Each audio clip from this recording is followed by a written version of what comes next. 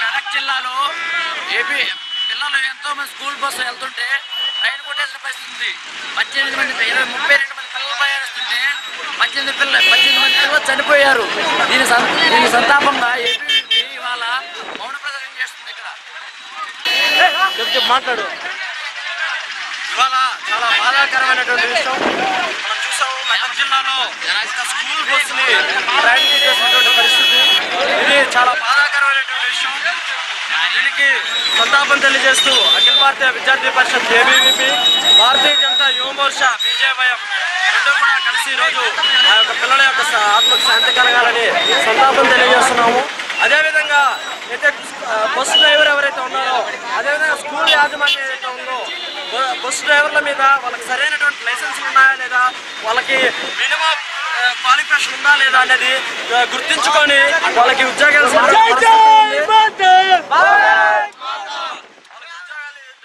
లో కూర్చోబెట్టుకోవాల్సినటువంటి అవసరం ఎంతైనా ఉంది. అటువంటి అవసరం లేకపోతే గతంలో చూసాం ఎన్నో బస్సు యాక్సిడెంట్లు జరిగాయి.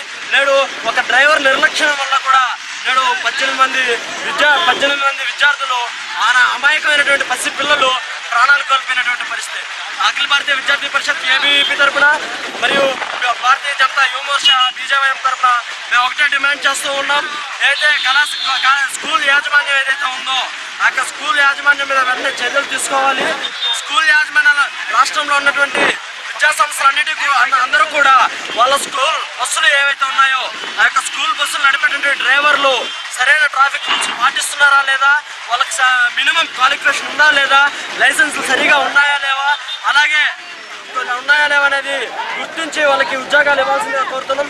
అదేవిధంగా ఆర్టీఓ అధికారులకి మేము ఒకటే విజ్ఞప్తి చేస్తున్నాం. మీరు స్కూల్ విద్యా సంస్థలు నడుపుతున్నటువంటి బస్సుల మీద రైళ్లు చేయండి. ఆ యొక్క బస్సులకి సరైనటువంటి బ్రేకులు ఉన్నాయా లేవా అనేది మీరు ఎంక్వైరీ చేయండి. చాలా బస్సులకు కూడా పర్మిషన్ లేవు. పర్మిషన్ లేకుండా అనేక కార్పొరేట్ విద్యా సంస్థలు కానివ్వండి, సామాన్య విద్యా సంస్థలు కానివ్వండి అనేక బస్సులు నడుపుతూ ఉన్నాయి. కాబట్టి ఆర్టీఓ అధికారులు కూడా స్పందించి వెంటనే వీటి మీద కఠిన చర్యలు తీసుకోవాల్సిందిగా అఖిల భారతీయ విద్యార్థి పరిషత్ ఏబీవీపీ తరఫున, భారతీయ జనతా యువ మోర్చా తరఫున కూడా మేము తీవ్రంగా ఖండిస్తున్నాం.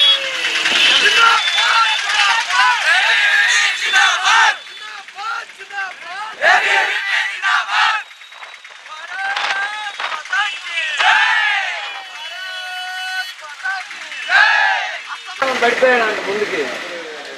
అబ్బా చాలా నెత్తిపోయింది. నేనే చూస్తా ఎట్లుంటారు. హైదరాబాద్ లో వచ్చామన్న గుడ్డ కట్టా. ఎవరు మద్రిపాడంట. ఏం పేరు అంట పేరు?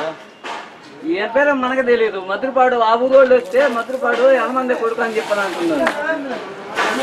ఆ ఊరోళ్ళు ఆటో వాళ్ళకి చెప్పినా కానీ నేను ఒక్కడో పట్టించుకోవాలా. హలో, చాలా నెప్పుడు పోయింది. అంత ముందు పడిపోయాడు. ఎక్కడ కూర్చోన్నాడు? ఎవరు కూర్చోమన్నాడు అంట. కూర్చొని ఉండి ఆమె ముందుకు పడిపోయాడు అండి. పడిపోయాడా? తాగేసి ఉన్నాడు కదా, ఆడ కూర్చోబెట్టున్నారంట. ఆడ కూర్చోండి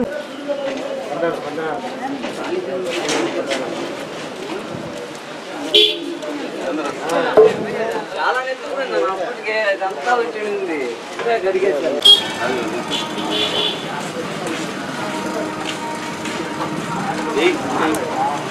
బాగా మొక్క పడ్డట్టు ఉంది.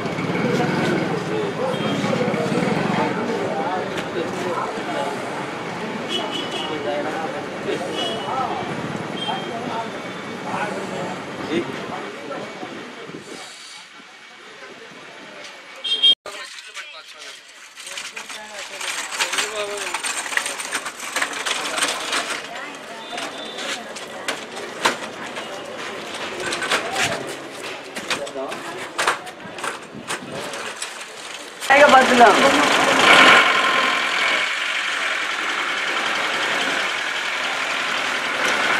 ఇన్స్టిట్యూషన్లు ఉంటే ఉంటాయి, పోతే పోతాయి.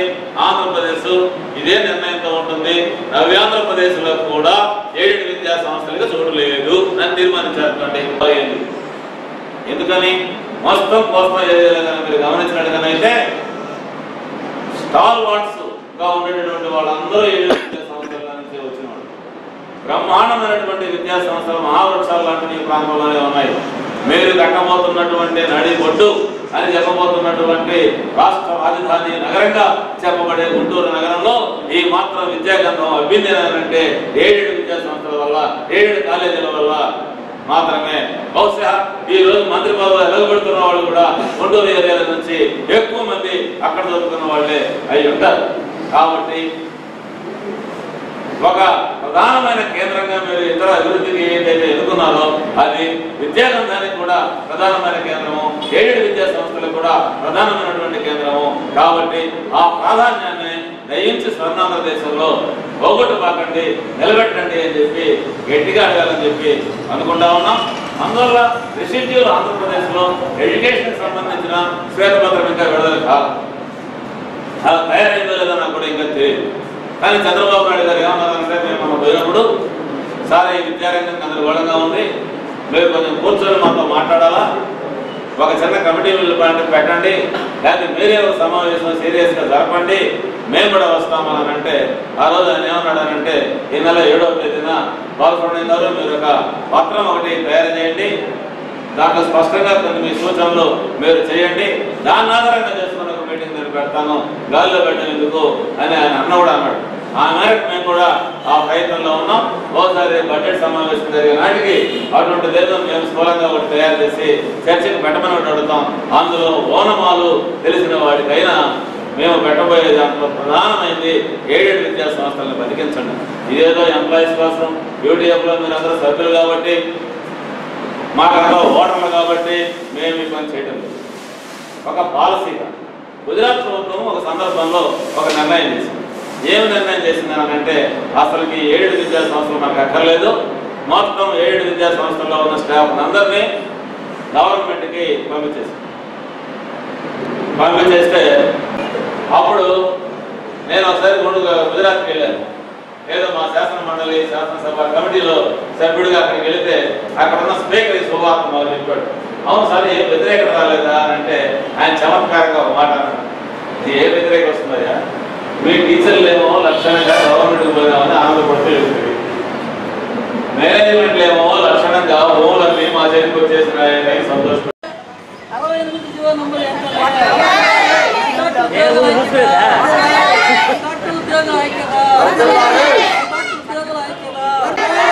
దగ్గర ఉండు సపరేట్ వస్తుంది.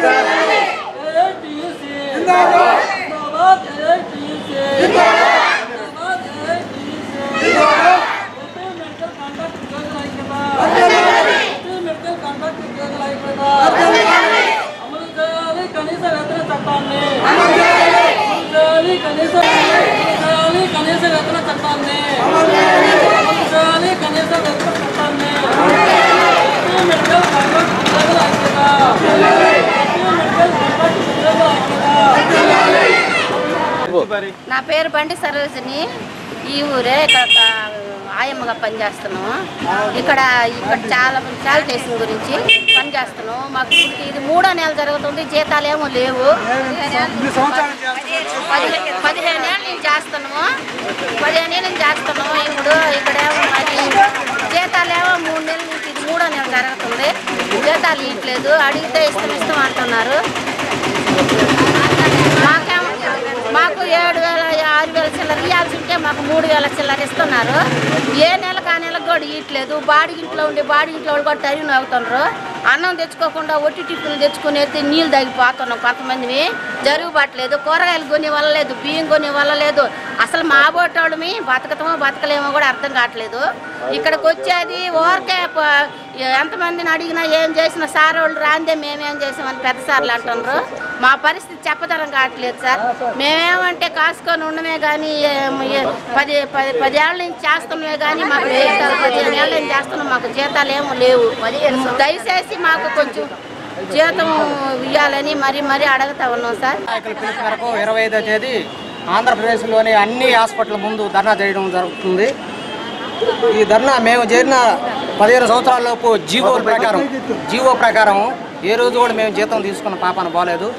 కావున జీవో నెంబర్ 68 ప్రకారం శానిటేషన్ సిబ్బందికి జీతాలు చెల్లించాల్సిందిగా కోరడమైంది. అదేవిధంగా సెక్యూరిటీ సిబ్బందికి జీవో నెంబర్ 43 ప్రకారం జీతాలు చెల్లించవలసిందిగా ప్రభుత్వాన్ని మరీ కోరుచున్నాము. చాలీసార్ల జీతాలతో వెట్టి చాకరీ గురవుతున్న కాంట్రాక్టు సిబ్బందిని ప్రభుత్వం పట్టించుకొని మమ్మల్ని పర్మిట్ చేయవలసిందిగా మరీ కోరుచున్నాం. రాష్ట్ర వ్యాప్తంగా ఏఐటీసీ ఆధ్వర్యంలో అన్ని హాస్పిటల్ ఎదురు ఈ శానిటైజ్ వర్కర్ల సమస్యల పైన పోరాడుతున్నారు. అదే క్రమంలో కావలి ఏరియా హాస్పిటల్ కూడా వేయడం జరుగుతుంది. ప్రధానంగా ఏంటంటే వీళ్ళకి గతంలో 2000 ఇచ్చేవాళ్ళు, ఇప్పుడు 4000 ఇస్తున్నారు. గవర్నమెంట్ సిస్టమ్ ప్రకారం ప్రధానంగా మేము 6000 ఇవ్వాలా. ఎక్కడ కూడా ఏ కాంట్రాక్ట్ బేసిక్లో పనిచేస్తున్నా కూడా గవర్నమెంట్ ఒక సిస్టమ్ తెచ్చి దాదాపు అది ఒక 10 సంవత్సరాలు అవుతుంది. దాన్ని కూడా ఇంప్లిమెంట్ చేయకుండా వీళ్ళు ఎట్టి చాకరీ తీసుకుని పోతే 5 గంటలకు 4 గంటలకు వస్తారు. వీళ్ళు మధ్యాహ్నం 12 నైటు ఎట్టి చాకరీ చేర్చుకుని వీళ్ళకి జీతాలు అయితే సరిగ్గా ఇవ్వటం లేదు. ప్రభుత్వాలు మారినా కూడా వీళ్ళ బతుకులు అయితే మారటం లేదు. గవర్నమెంట్ జీవోలు అయితే తయారు చేసింది 68 జీవోలు అయితే సిస్టమ్ తయారు చేసి సెక్యూరిటీ వాళ్ళకి ఎంత ఇవ్వాలా, పారిశుద్ధ్య కార్మికులకి ఎంత ఇవ్వాలా, రకరకాల పద్ధతులు వీళ్ళని ఇంప్లిమెంట్ అయితే చెప్పింది. కానీ వీళ్ళకి ఎక్కడ కూడా జీతాలు ఇవ్వడం కనీసం 3500 అంటే ఒక కింట బియ్యం కూడా రావు. వాళ్ళ కుటుంబం బతకాలంటే కష్టం. కాబట్టి ఈ తక్షణమే గవర్నమెంటు చంద్రబాబు నాయుడు అధికారంలోకి వస్తూ చెప్పాడు ఇంటికి ఒక ఉద్యోగం అని. ఇంటికి ఒక ఉద్యోగం ఇస్తాడో వీడో తెలియదు కానీ వీళ్ళ మంటి పర్మిట్ చేస్తే ఆయన పేరు చెప్పుకొని శాశ్వతంగా వీళ్ళు పిల్లలు వీళ్ళు బతుకుతారు. ఎందుకంటే చాలీ జీతాలు ఇస్తూ ఈ బస్సు పని అంతా ఊడ్చుకుంటూ వాళ్ళు పోవటమే తప్పితే కనీసం 4000 పెట్టి అన్నం తినే పరిస్థితి కాదు వీళ్ళది.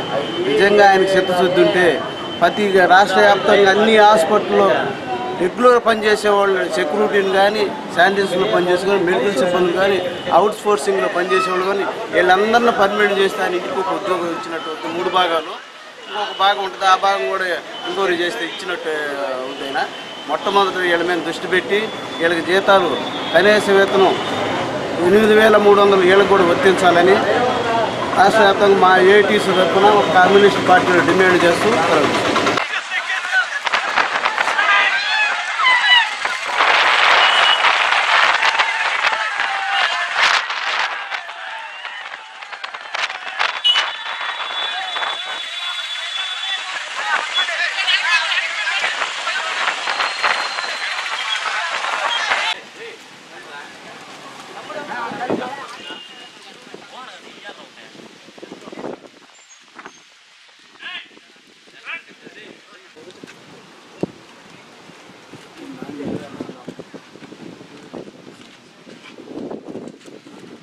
విద్యార్థుల ఐక్యత తీసేసిన కాంట్రాక్ట్ లెక్చరర్లు వెంటనే విధుల్లోకి తీసుకోవాలి. కాంట్రాక్ట్ లెక్చరర్లు వెంటనే కాంట్రాక్ట్ లెక్చరర్లు వెంటనే కాంట్రాక్ట్ లెక్చరర్లు వెంటనే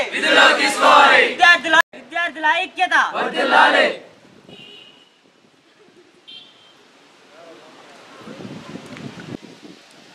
ఈ చివరి భారతీయ కాలేజీ రెక్టర్లు ఇక్కడ ఏడెంట్ కాలేజీలో ఉద్యోగం చేస్తున్న ఉపాధ్యాయుల్ని అకారణంగా తీసేసి మీకు ఇక్కడ పని లేదు అందుకని మీరు బయటికి వెళ్ళిపోండి అని చెప్పని అకారణంగా వాళ్ళని తీసేసి వాళ్ళని ఎలాంటి పరిస్థితుల్లో ఇక్కడ ఉద్యోగం చేయకుండా చేసేదానికి ఈ కాలేజీని నిర్వీర్యం చేసే స్థితిలోకి వచ్చేసింది. ఇక్కడ విద్యార్థులు చదువుకోవడానికి కూడా చాలా ఇబ్బంది పడే పరిస్థితుల్లో ఇదిగా తీసుకొని వస్తూ ఉన్నారు ఈ యాజమాన్యం. కాబట్టి ఇక్కడ ఎంతోమంది ఉపాధ్యాయులు మంచి తెలివి గల ఉపాధ్యాయులుగా ఇక్కడ ఉన్నారు. ఎంతోమందిని ఈ భారతదేశానికి ఎంతోమందిని అందించిన ఈ కాలేజీ ఈరోజు అప్రతిష్ట పాలు చేసే స్థితిలోకి ఈ యాజమాన్యం కూడా వచ్చింది. ఈ విద్యార్థులు ఇక్కడ విద్యా సంస్థను ఇంకా బలోపేతం చేసి అనేక మంది విద్యార్థుల్ని ఉన్నత స్థాయిలోకి తీసుకుపోవాల్సిన ఈ సంస్థ ఈ ఉద్యోగులను తీసేసే స్థితిలోకి వచ్చింది. కాబట్టి తీసేసిన ఉద్యోగస్తులను వెంటనే విధుల్లోకి తీసుకోవాలని మా రామాయపట్నం పోర్టు సాధనా సమితి కమిటీ తరఫున మేము డిమాండ్ చేస్తా ఉన్నాం.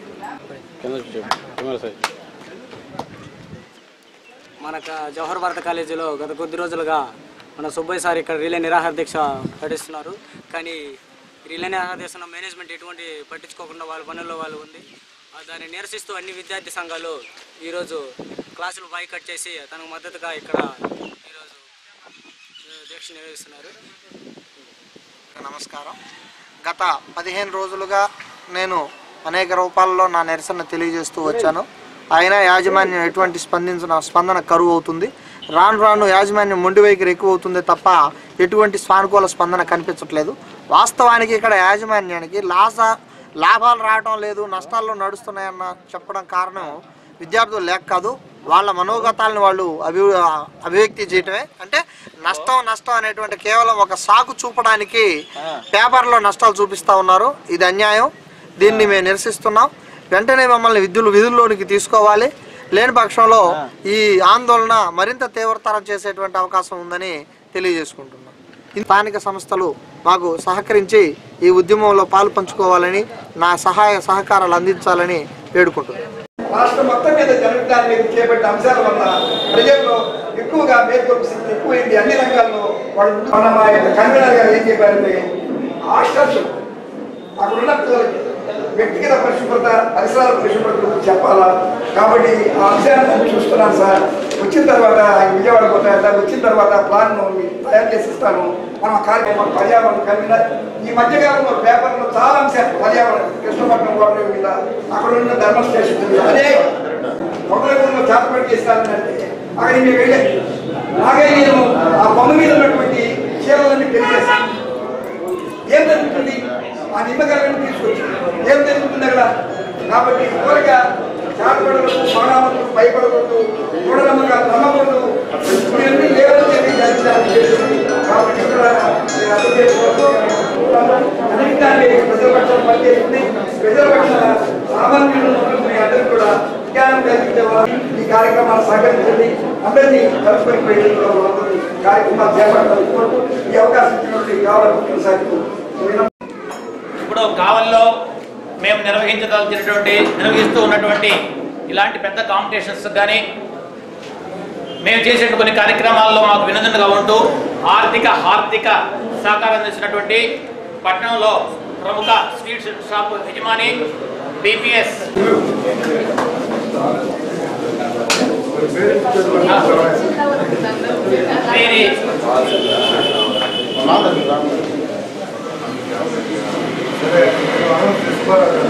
చిగురుపాటి సుబ్బారావు గారు వేదిక మీద రావాల్సిందిగా కోరుతున్నాడు.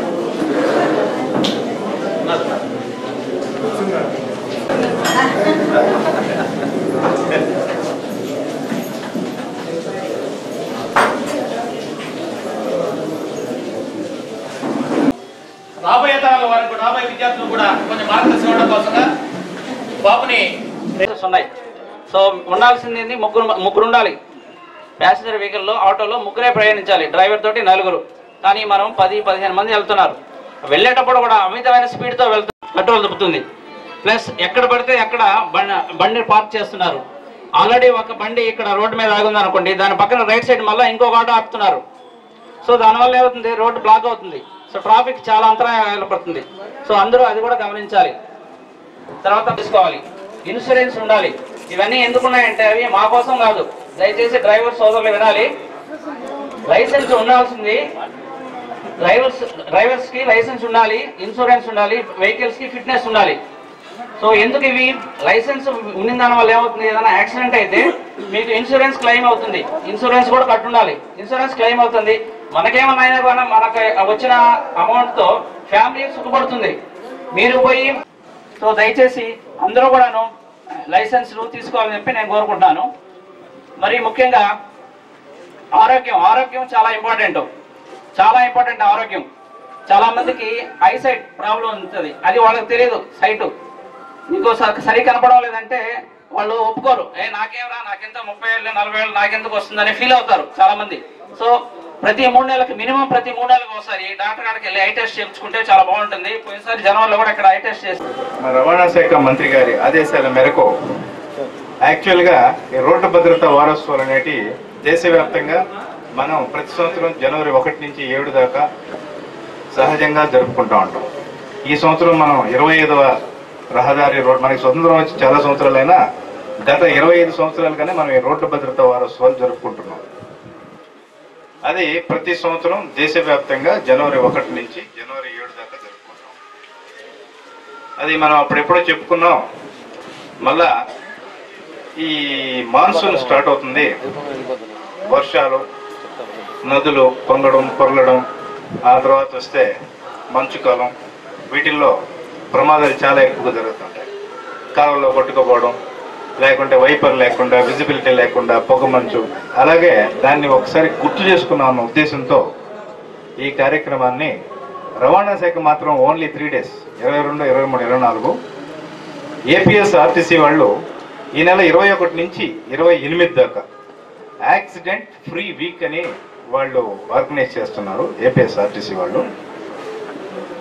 సో ముఖ్యంగా సుందర్రావు గారు చెప్పినట్లు మన భారతదేశంలో ప్రతి సంవత్సరం యాక్సిడెంట్స్ వల్ల 1,60,000 మంది, అంటే సుమారుగా మన కావలి పట్టణంలో 1,60,000 మంది ఉంటారన్న ఎక్స్పెక్టేషన్. ఇంత పెద్ద ఊరు తుడిచిపెట్టుకుపోతున్నారు. ఇదే కాదు, రోడ్డు ప్రమాదాలే కాదు. మీరు చూసినట్లయితే గత 2 నెలలుగా అక్కడ ఒక విమానం కూలిపోయింది, 294 మంది పోయారు. అక్కడ ఒక విమానం కూలిపోయింది, 80 మంది చచ్చిపోయారు. ఆడ ట్రైన్ ఇది అయిపోయింది, అది ఇదేని జరుగుతూ ఉన్నాయి. కాకపోతే ఈ రోడ్డు ప్రమాదాలు మానవ తప్పిదం వల్ల ఎక్కువ జరుగుతున్నాయి అనేది మా ఫీలింగ్. మానవ తప్పిదం. ఈరోజు ఉండే టెక్నాలజీ, ఈరోజు ఉండే వెహికల్స్కి బ్రేక్ ఫెయిల్ అయ్యేదానికి ఛాన్సే లేదు. ఒక వెహికల్లో ఎలాంటి టెక్నికల్ ప్రాబ్లం ఏదన్నా ఉంటే, ఫర్ ఎగ్జాంపుల్ ట్రక్ కావచ్చు, ఇంకొకటి కావచ్చు, ఆ వెహికల్ ఆటోమేటిక్గా స్టాండ్ స్టిల్ అయిపోతుంది. దాంట్లో బ్రేక్ సిస్టమ్ సరిగ్గా లేకపోతే, రిక్వైర్డ్ ఎయిర్ ప్రెషర్ లేకపోతే బండి మూవ్ కూడా కాదు. 100కి 100 పాళ్ళు యాక్సిడెంట్లు మానవ తప్పిదంతో జరుగుతున్నాయనేది నా ఫీలింగ్. అందులో ఒకటి మద్యం సేవించి డ్రైవ్ చేయడం, ఇంకొకటి ఇన్ఎక్స్పీరియన్స్డ్ ఫెలోస్, లైసెన్స్ లేని వాళ్ళు, క్లీనర్స్ వాళ్ళు, చిన్నపిల్లలు, ఏజ్డ్ లెస్ దాన్ 25 years. ఈ యాక్సిడెంట్లు కూడా మనం చూస్తే, ఈ యాక్సిడెంట్స్ ఇప్పుడు ఈ రోజుల్లో పేయింగ్ కెపాసిటీ ప్రతి ఒక్కరికి పెరిగిపోయింది. ఒకప్పుడు ఎస్డి మోటార్ సైకిల్ ఎవరికో ఉండేది, రాజదూత్ ఎవరికో ఉండేది. ఇప్పుడు పిల్లోడు ఏడుస్తున్నాడని 6వ తరగతికో 7వ తరగతికో కూడా ఏదో ఒక స్కూటీనో స్కూటరో, మా వాడు 10th క్లాస్లో 9 ఎన్నో మార్కులు వచ్చేసాయని చెప్తే వాడు అన్నం తినడం లేదు 3 రోజుల నుంచి అని. చట్టంలో 18 సంవత్సరాలు కానీ బైక్ కొనియకూడదు, వాడికి లైసెన్స్ ఉండకూడదు. లేదా మోటార్ సైకిల్ వితౌట్ గీర్ అయితే 16 సంవత్సరాలు నిండితే వాళ్ళ తల్లో తండ్రో గార్డియన్ సంతకం పెడితే మోటార్ సైకిల్ వితౌట్ గేర్ అనేది లైసెన్స్ ఇచ్చేదానికి చట్టంలో ఉంది. బట్ మీరు రోడ్డు మీద చూసినట్లయితే వాడికి ఏదో మెడిసిన్ సీట్ వచ్చిందనో, లేకుంటే 10th క్లాస్లో మంచి మార్కులు వచ్చాయనో, ఇంటర్మీడియట్ మంచి మార్కులు వచ్చాయనో, వాడు అన్నం తినడం లేదనేసి మనమే వేర్ ఎంటర్టైనింగ్ అవర్ చిల్డ్రన్స్. వాళ్ళు ఎంత స్పీడ్ పోతున్నారంటే ఈ జస్ట్ కెనాట్ ఇమాజిన్. ఇక్కడ కాదండి, మీరు నెల్లూరులో వచ్చి చూడాలి. కొన్ని రోడ్లు ఉన్నాయి, వాళ్ళు పందాలు పెట్టుకొని పోయేవాళ్ళు. మీరు చూసినట్లయితే పెద్ద పెద్ద విఐపీస్ పిల్లలు కూడా ఒకరిద్దరు హైదరాబాద్లో చనిపోయారు రోడ్ యాక్సిడెంట్లో. I don't want to refer. So అతివేగం, మానవ తప్పిదం, ఈ రెండింటి వల్ల ఎక్కువగా యాక్సిడెంట్లు జరుగుతున్నాయని నేను అనుకుంటున్నాను. రోడ్ ఇంజనీరింగ్లో కూడా కొన్ని ప్రాబ్లమ్స్ ఉన్నాయి. రోడ్ ఇంజనీరింగ్లో కొన్ని తప్పిదాలు, ఎస్పెషల్లీ మనకి హైవేలో కొన్ని రిపేర్స్ జరుగుతూ ఉన్నాయి. వాళ్ళు సరైన సూచనలు బోర్డులు లేకుండా, సరిగ్గా మెజర్మెంట్స్ తీసుకోకుండా, వాటి వల్ల కూడా జరుగుతూ ఉన్నాయి. But all said and done, నేను చెప్పేది ఏంటంటే, ఒక వ్యక్తికి యాక్సిడెంట్ అయితే ఒక ఫ్యామిలీ ఎంత సఫర్ అవుతుందో అది ఎవడన్నా తెలిసిన వాడైతే మద్యం సేవించాలనుకుంటే సేవించండి, డ్యూటీ లేనప్పుడు చేయండి. మీరు వీళ్ళు ఇంటికి వెళ్ళిపోండి, ఆటో తోలుతున్నారు మీరు, మీకు అలవాటు ఉంది, 9 గంటలకు ఇంటికి వెళ్ళిపోయి you enjoy. This is my advice to all auto drivers. కావాలి, we're receiving lot of complaints. ఇప్పుడు కొద్దిగా తగ్గింది, ఇంతకు ముందు రోజుల్లో చాలా ఇన్సిడెంట్స్ జరిగినాయి. గుడ్కో బ్యాడ్కో నాకు తెలియదు, కానీ ఆటోలో ఎవరినో అమ్మాయిని తీసుకెళ్ళిపోతుంటే వాళ్ళు దూకేసి పడిపోయి 2-3 యాక్సిడెంట్లు జరిగినాయి రిపీటెడ్గా మేడం ఉన్నప్పుడు. ఇప్పుడు కొద్దిగా తగ్గినాయి.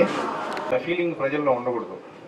ఒక ఆటో కూడా ఏదో పని చేశాడు, వాడు ఎవడన్నా డ్రింక్ చేస్తున్నాడు, స్టాండ్లో ఉన్నాడు, నా ఫోన్ నెంబర్ అందరికీ తెలుసు, నాకు కానీ సిఐ గారికి కానీ ఫోన్ చేయండి, వాడు తాగి ఉన్నాడు సార్, వాడి పరిస్థితి బాగలేదు, వాడు ఏం చేస్తాడో తెలియదు, వాడు ఏం చేయకపోవచ్చు, స్పీడ్ పోవచ్చు, పడేయచ్చు, ఇంకొకటి చేయొచ్చు, అట్టటోళ్ళని మీరు కట్టడి చేయాలి. వాడు తాగి ఉన్నారు నువ్వు వెళ్ళిపో, లేకుంటే ఓనర్కి ఫోన్ చేయడం, సిఐ గారికి ఫోన్ చేయడం, లేదా మాకు ఫోన్ చేయడం, మేము వస్తాం, మేము రెస్పాండ్ అవుతాం, లేదా మా ఏఎంఏ గారికి ఫోన్ చేయడం. ఎస్పెషల్లీ డ్రింకింగ్ వల్ల ఇలా జరుగుతూ ఉందన్నది నా ఫీలింగ్. సో గతంలో మనం ఇక్కడ 2 మంచి కార్యక్రమాలు చేసాం ఈ లారీ ఓనర్స్ అసోసియేషన్ వాళ్ళ ఆధ్వర్యంలో. మన 10 days బ్యాక్ మా రవాణా శాఖ కమిషనర్ గారు రివ్యూ చేసినప్పుడు ఆయన ఏమన్నారంటే, నెల్లూరులో వైద్య క్యాంపులు నిర్వహిస్తున్నారు, మిగతా అన్ని జిల్లాల్లో కూడా నిర్వహించండి. నెల్లూరులో ఎక్కడ చేశారంటే కావల్లోనే చేశారు. నెల్లూరులో కావల్లోనే చేశారు. 2013లో ఇదే కాంపౌండ్లో చేసామండి. 2014 జనవరిలో ఆర్టీసీ గ్యారేజ్లో వీళ్ళ సహకారంతో మేము నెల్లూరు నుంచి ఒక హాస్పిటల్లో తీసుకొచ్చి మేము చేసాం. చేసిన తర్వాత ఏంటంటే ఒక 18 మందికి వాళ్ళు ఫ్రీగా తీసుకుపోయి ఆపరేషన్ చేశారు, కొంతమందికి మందులు ఇచ్చారు. వన్ మోర్ నా సజెషన్ ఏంటంటే, మీకు ఆల్రెడీ లైసెన్స్ ఉండొచ్చు, రెన్యువల్కి వచ్చినప్పుడు కానీ లేదా కొత్తగా లైసెన్స్ తీసుకునేటప్పుడు కానీ మీ బ్లడ్ గ్రూప్ ఏందో తెలుసుకొని అప్లికేషన్లో ఫిలప్ చేయండి. మీరు యాక్సిడెంట్ ఒక వ్యవసాయదారుడికి యాక్సిడెంట్ ఏదైనా ఛాన్స్ తక్కువ, కానీ ఒక వాహన చోదకుడికి నీ తప్పున్నా లేకపోయినా యాక్సిడెంట్ ఏదైనా తప్పు ఉంటుంది. మిమ్మల్ని హాస్పిటల్కి తీసుకుపోయినప్పుడు మీ లైసెన్స్ జెరాక్స్ ఏదో ఒకటి జోబీలో ఉంటుంది, దాంట్లో అనేది ఏ గ్రూప్, ఓ పాజిటివా, ఓ నెగిటివా, బి నెగిటివా, బి పాజిటివా అనేది దాంట్లో ఉంటుంది. ఇమ్మీడియట్గా అతను హాస్పిటల్లో బ్లడ్ ఎక్కించేదానికి, అతన్ని సేవ్ చేసేదానికి అవకాశం ఉంటుంది. మీ లైసెన్స్లో ఒకసారి తీసి చూసుకోండి మీ బ్లడ్ గ్రూప్ ఎగ్జిబిట్ అయిందా లేదా. లేకపోతే మీరు రేపు రెన్యువల్కి వచ్చినప్పుడు, లేకుంటే ఇంకొక పని మీద వచ్చినప్పుడు, లేకపోతే ఫ్రెష్గా తీసుకునేవాళ్ళు మీ బ్లడ్ గ్రూప్ కంపల్సరీ అప్లికేషన్లో మెన్షన్ చేస్తే ఆటోమేటిక్గా మీ లైసెన్స్లో ప్రింట్ అయిపోతుంది మీ blood group. That will help you to save your life. మండలంలో ఇది యాక్సిడెంట్ ఫ్రీ వీక్ జరుగుతుంది. అఫ్కోర్స్ అది తెలంగాణ అయినప్పటికీ మొన్నటిదాకా మనం అంతా కలిసే ఉన్నాము. సో ఈ 4 రోజులు, ఇంకా 4 రోజులు ఉంది, ఈ 4 రోజుల్లో కూడా మన జిల్లాలో ఎలాంటి యాక్సిడెంట్ జరగకూడదని కోరుకుంటూ నాకు ఈ అవకాశం. ముఖ్యంగా డ్రైవర్సు ఓనర్స్ కావచ్చు, ఓనర్స్ డ్రైవర్స్ కూడా కావచ్చు. ఈరోజు ఎందుకు చెప్తానంటే, నిబద్ధతతోని సక్రమమైనటువంటి మార్గంలో తన జీవితాన్ని ఒక డ్రైవర్గా ప్రారంభించినటువంటి వ్యక్తి అదే నిబద్ధతతో కొనసాగినట్లయితే తప్పనిసరిగా అతను కొద్ది సంవత్సరాల్లో అతను ఓనర్ అవుతాడు. మీలో ఉండొచ్చు ఆ వ్యక్తులు, ప్రత్యేకంగా చెప్పాల్సిన అవసరం లేదు. ఎందుకంటే నాకు కూడా 4 లారీలు ఉన్నాయి, అందరికీ తెలుసు, చాలా మందికి తెలుసు. అయితే మీకు ఇంకొక చిన్న విషయం, తెలియని విషయం ఒకటి ఉంది. అంటే మా కొంతమంది రంగారెడ్డి గారికి వీళ్ళకి తెలుసు, మా బాబాయ్ కూడా 8 లారీలకి ఓనరు.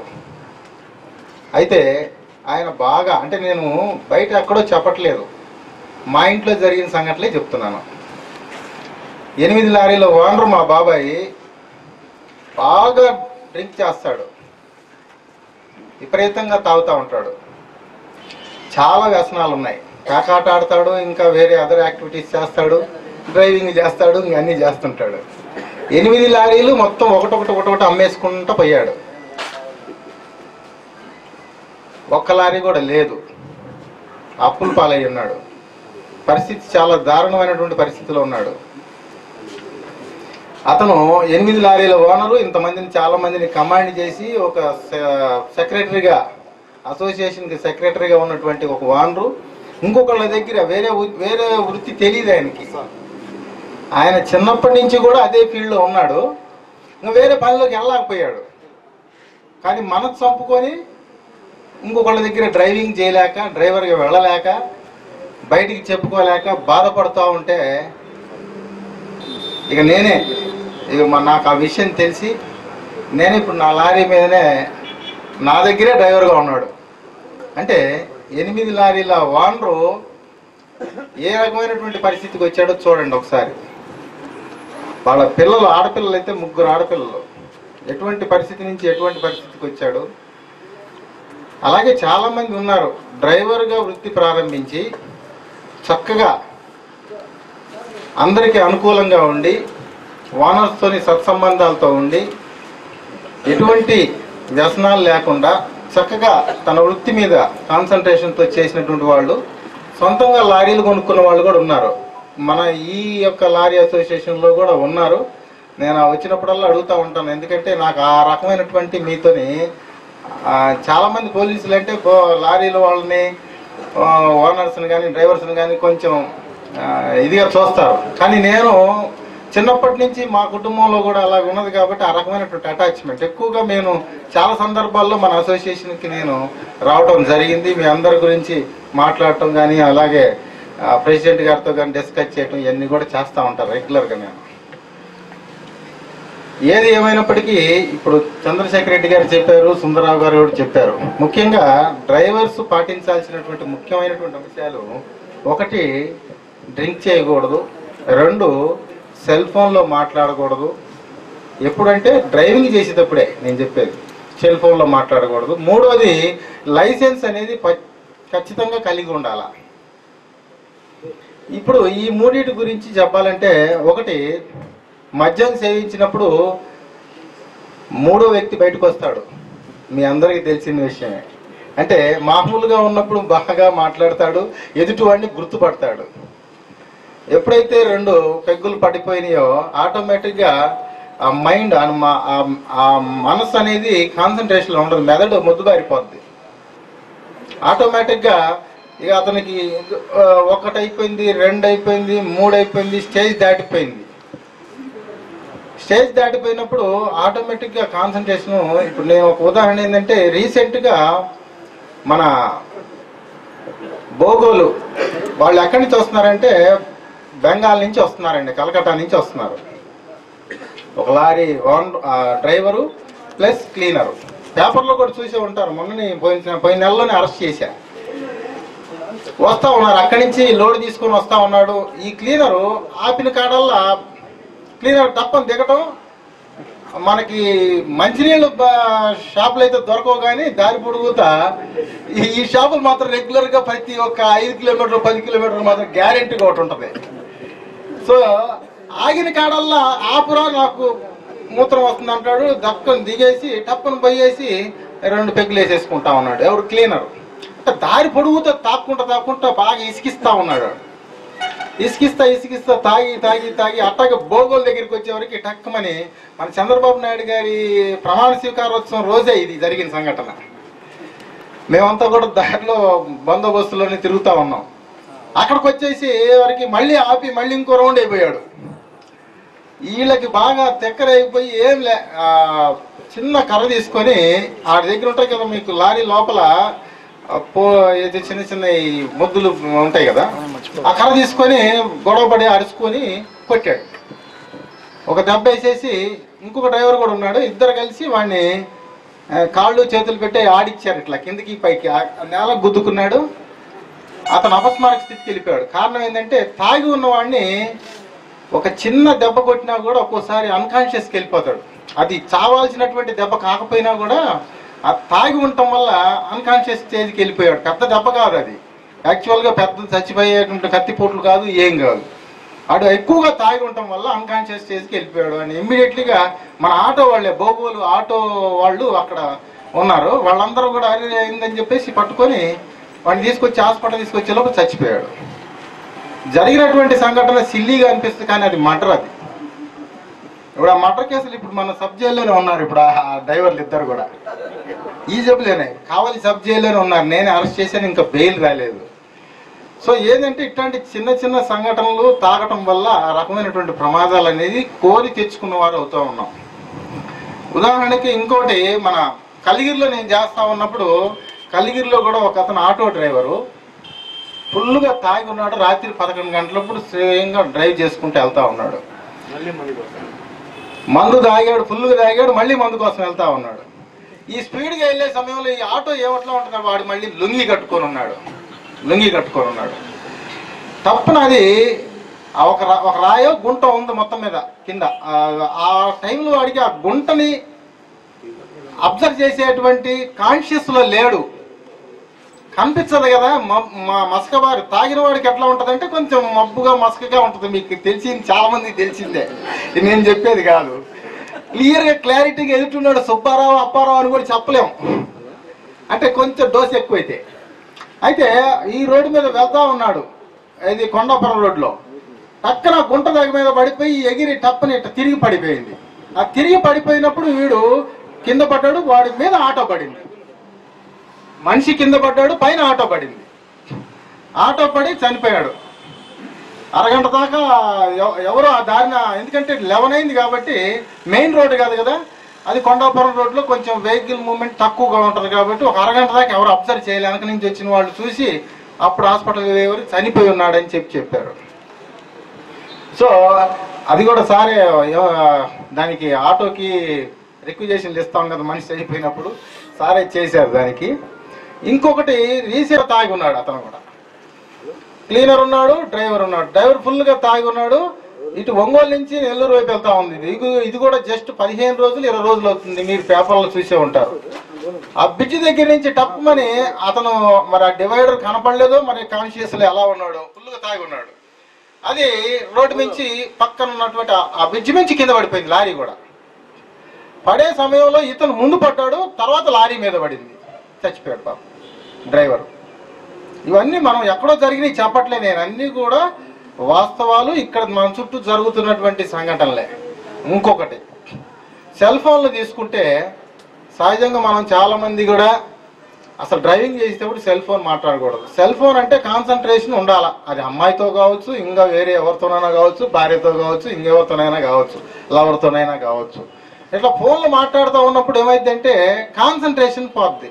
మనం వాళ్ళు చెప్పేటువంటి దాని మీద దృష్టి నిలబడుతుంది. ఎందుకంటే మైండ్తోని మనం మాట్లాడుతాను అంటే మనసు, డ్రైవింగ్లో కూడా మనకి మనసుతోనే కాన్సన్ట్రేషన్ చేయాల్సినట్టు దృష్టి, మనసు అన్నీ ఏకాగ్రతగా పనిచేస్తూ ఉండాలి డ్రైవర్ అంటే.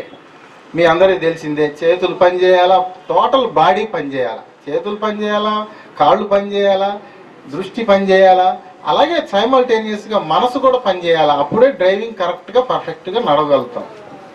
అయితే ఈ సెల్ ఫోన్ ఎప్పుడైతే మనం పెట్టుకొని మాట్లాడుతూ ఉన్నామో ఆటోమేటిక్గా ఈ వీటిల్లో కాన్సన్ట్రేషన్ పోద్ది.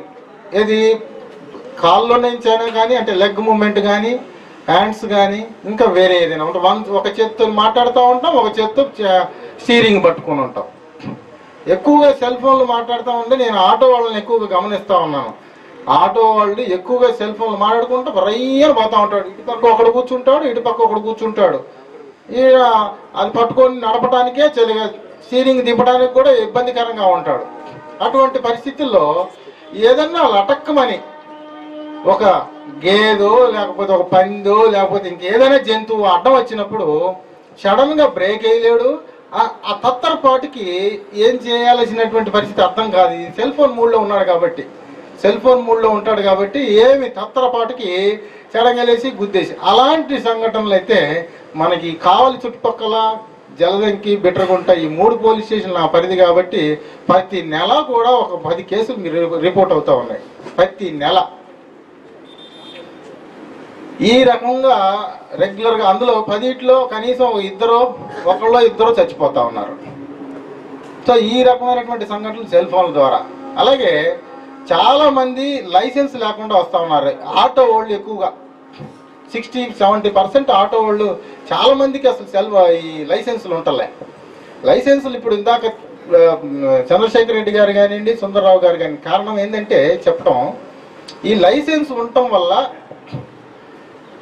ఇప్పుడు అడ్డగోలి అదివరకు లాగా ఎవరో పలానా సుబ్బారావు అని చెప్పేసి పంపించేస్తే టకీమని లైసెన్స్ ఇవ్వట్లే. ఇప్పుడు డిఎస్పీ గారు కానీ, ఎస్పీ గారు కానీ, మినిస్టర్ గారు కానీ, సినిమా యాక్టర్స్ కానీ, ఎంత సెలబ్రిటీలైనా ఖచ్చితంగా అక్కడికి రావాల్సిందే, డ్రైవింగ్ టెస్ట్ చేయాల్సిందే, అందులో పాస్ అవ్వాల్సిందే, సర్టిఫికెట్ ఇవ్వాల్సిందే మీకు లైసెన్స్. ఒకప్పుడు అట్లా ఉండేది కాదు. కొంత ఇతనికి డ్రైవింగ్కి ఇన్సూరెన్స్ లేకపోవడం వల్ల బండికి ఆ ఎదుటి వారికి చనిపోయిన వాళ్ళకో లేకపోతే గాయపడిన వాళ్ళకో ఇన్సూరెన్స్ అనేది రాదు. కేసు అయితే పెడతాం మేము. కేసు పెట్టి వాడిని జైలుకు పంపించే చనిపోయిన కుటుంబానికి ఏమైనా వస్తుందా? మా పని మేము చేస్తున్నాం అంటున్నాం మేము పోలీసులు. ఇప్పుడు యాక్సిడెంట్ జరిగింది, వాడిని అరెస్ట్ చేస్తాం, కోర్టుకు పెట్టేస్తామండి, మా పని అయిపోయింది అంతటితో. కానీ చనిపోయినటువంటి కుటుంబానికి వాళ్ళు వీధిని పడ్డట్టే. వాడు సంపాదించేటువంటి వాడు ఒక్కసారిగా చనిపోగానే ఆ పిల్లలు ఏం కావాలా, భార్య ఏం కావాలా, ఒక్కసారి మనం ఆలోచన చేయాలి. సరే, ఎవరు కూడా మీరు చంపాలనే ఉద్దేశంతోనూ ఏదో చేయాలనే ఉద్దేశంతోనూ మీరు డ్రైవింగ్ చేయటం లేదు. ఏదో పొరపాటున గ్రహపాటున జరుగుతూ ఉంది. కానీ మనం లైసెన్స్ తీసుకోవటం వల్ల అది ఎదుటి వాడికి ఏదైనా సంఘటన జరిగినప్పుడు వాళ్ళకి కొద్దిగా ఉపయోగకరంగా ఉంటుంది. అట్లాగే నీకు కూడా ఉంటుంది, ఏది నీ కుటుంబానికి కూడా ఉంటుంది. ఏంది ఏదైనా పొరపాటున మనకే యాక్సిడెంట్ జరిగినప్పుడు చాలామంది డ్రైవర్లు కాలు ఇరిగిపోవటము, చేతులు ఇరిగిపోవటము, మళ్ళీ డ్రైవింగ్ పనికి రాకపోవటం జరుగుతున్నాయి. కొంతమంది చచ్చిపోతూ ఉన్నారు. వాళ్ళకు కూడా ఇన్సూరెన్స్ కనుక ఉన్నట్టయితే తప్పనిసరిగా అది క్లెయిమ్ చేసుకొని ఆ కుటుంబ సభ్యులు వీధిని పడకుండా కొంచెం జాగ్రత్తగా కనీసం వాళ్ళు బతకటానికో దేనికన్నా పనికి వస్తుందనే ఉద్దేశంతో అది తీసుకోవడం అనేది ముఖ్యమైనటువంటి అంశం. కాబట్టి చూపించడం లేదు.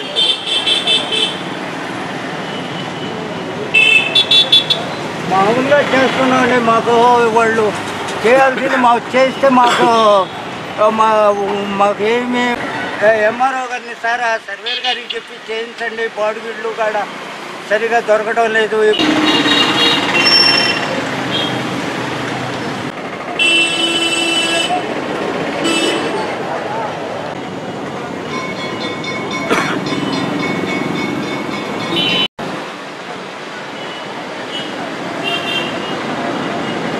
ఏ సంవత్సరం ఇచ్చింది పట్ట? పేరు రామయ్య ఎర్నాల. ఏంది సమస్య? మాకు పెంచిల్ కిషోర్ గారి టైంలో బుడంగుంట కాడ ప్లాట్ ఇచ్చారు, 155 ప్లాట్ నెంబర్. దాన్ని ఇచ్చిన తర్వాత పెంచిల్ కిషోర్ ఇచ్చిన నెలకి ట్రాన్స్ఫర్ అయ్యాడు. ఆ రికార్డుని అషాప్ చేసి రెవెన్యూ వాళ్ళు మాకు చూపించకుండా ఎత్తలు పెడుతున్నారు. మేము అప్పటికే సమాచార చట్టం ఏమి అడిగినా కానీ మాకు ఎలాంటి స్పందనే లేదు. ఎంఆర్ఓ ఆఫీస్ వాళ్ళే కలెక్టర్ గారు రాయడం ఏడకి ఏందో మాట్లాడటం మాకేం పని జరగలేదు. కాబట్టి 2 సార్లు ముఖ్యమంత్రి గారిని, చంద్రబాబు నాయుడు గారిని కలిసి ఈ నిరాదీక్షకు నేను పాల్గొనాలని దిగి ఉన్నాం. మాకు జరిగిన అన్యాయాలు నాకు ఒక్కడికే కాదు, 250 మంది ప్లాట్లు రికార్డుని తగలబెట్టేసి కొత్తగా చేసి అమ్మి పారేసి ఉన్నారు కుటుంబంలో. ఇప్పుడు నీకేం చేయాలని డిమాండ్? మా ప్లాట్ మాకు ఇప్పించమని మేము కోరుతున్నాం. మాకు అన్యాయం జరిగింది. ఎప్పుడు దాకా చేస్తాం? మాకు న్యాయం జరిగే వరకు. ఒక ముఖ్య ఉద్దేశాన్ని సందర్భంగా మీకు తెలియజేయాలనుకున్నాను. మా ఫోటో అండ్ వీడియో గ్రాఫర్స్ ముహూర్తారీత్యా అర్ధరాత్రి, తెల్లవారుజామున, మిట్ట మధ్యాహ్నం, ఎండ వానక ప్రోగ్రామ్స్ తీస్తూ ఉంటాం. ఆ సమయంలో అర్ధరాత్రి కూడా మనం ప్రోగ్రామ్స్ నుంచి వస్తూ ఉంటాము. మనం ఆ టైంలో మనం వృత్తిరీత్యా అలసటకి లోనై మన యొక్క వేషధారణ కూడా రకరకాలుగా ఉంటుంది. రూపంలో కూడా అసాధారణంగా ఉంటుంది. ఆ టైంలో వృత్తిరీత్యా కొంతమంది అంటే అందరినీ కాదు, పోలీస్ అధికారులు వాళ్ళకు వృత్తిరీత్యా వాళ్ళు డ్యూటీ చేయాలి కాబట్టి అర్ధరాత్రి మనం నుంచి వస్తుంటాము. మనల్ని ఆపడం జరుగుతుంటుంది. ఒక పోలీస్ డిపార్ట్మెంట్ అని కాకుండా అందరూ కూడా మనం ఉన్న వేషధారణను బట్టి కూడా మనకు కూడా మనం ఆ ప్లేస్లో ఉన్న ఎవరిని మనం అడిగే ఒక భావం అనేది ఏర్పడుతుంది. అటువంటి పరిస్థితుల్లో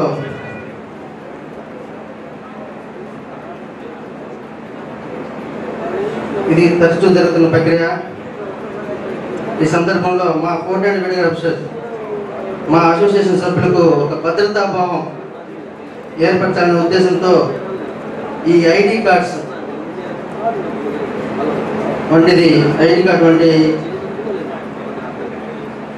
మేము పలానా ఐడి కార్డ్స్ అనేది వాళ్ళకు ఆలోచన రావడం, మేము పలానా వృత్తిలో ఉన్నాము, మా అడ్రస్ ఇది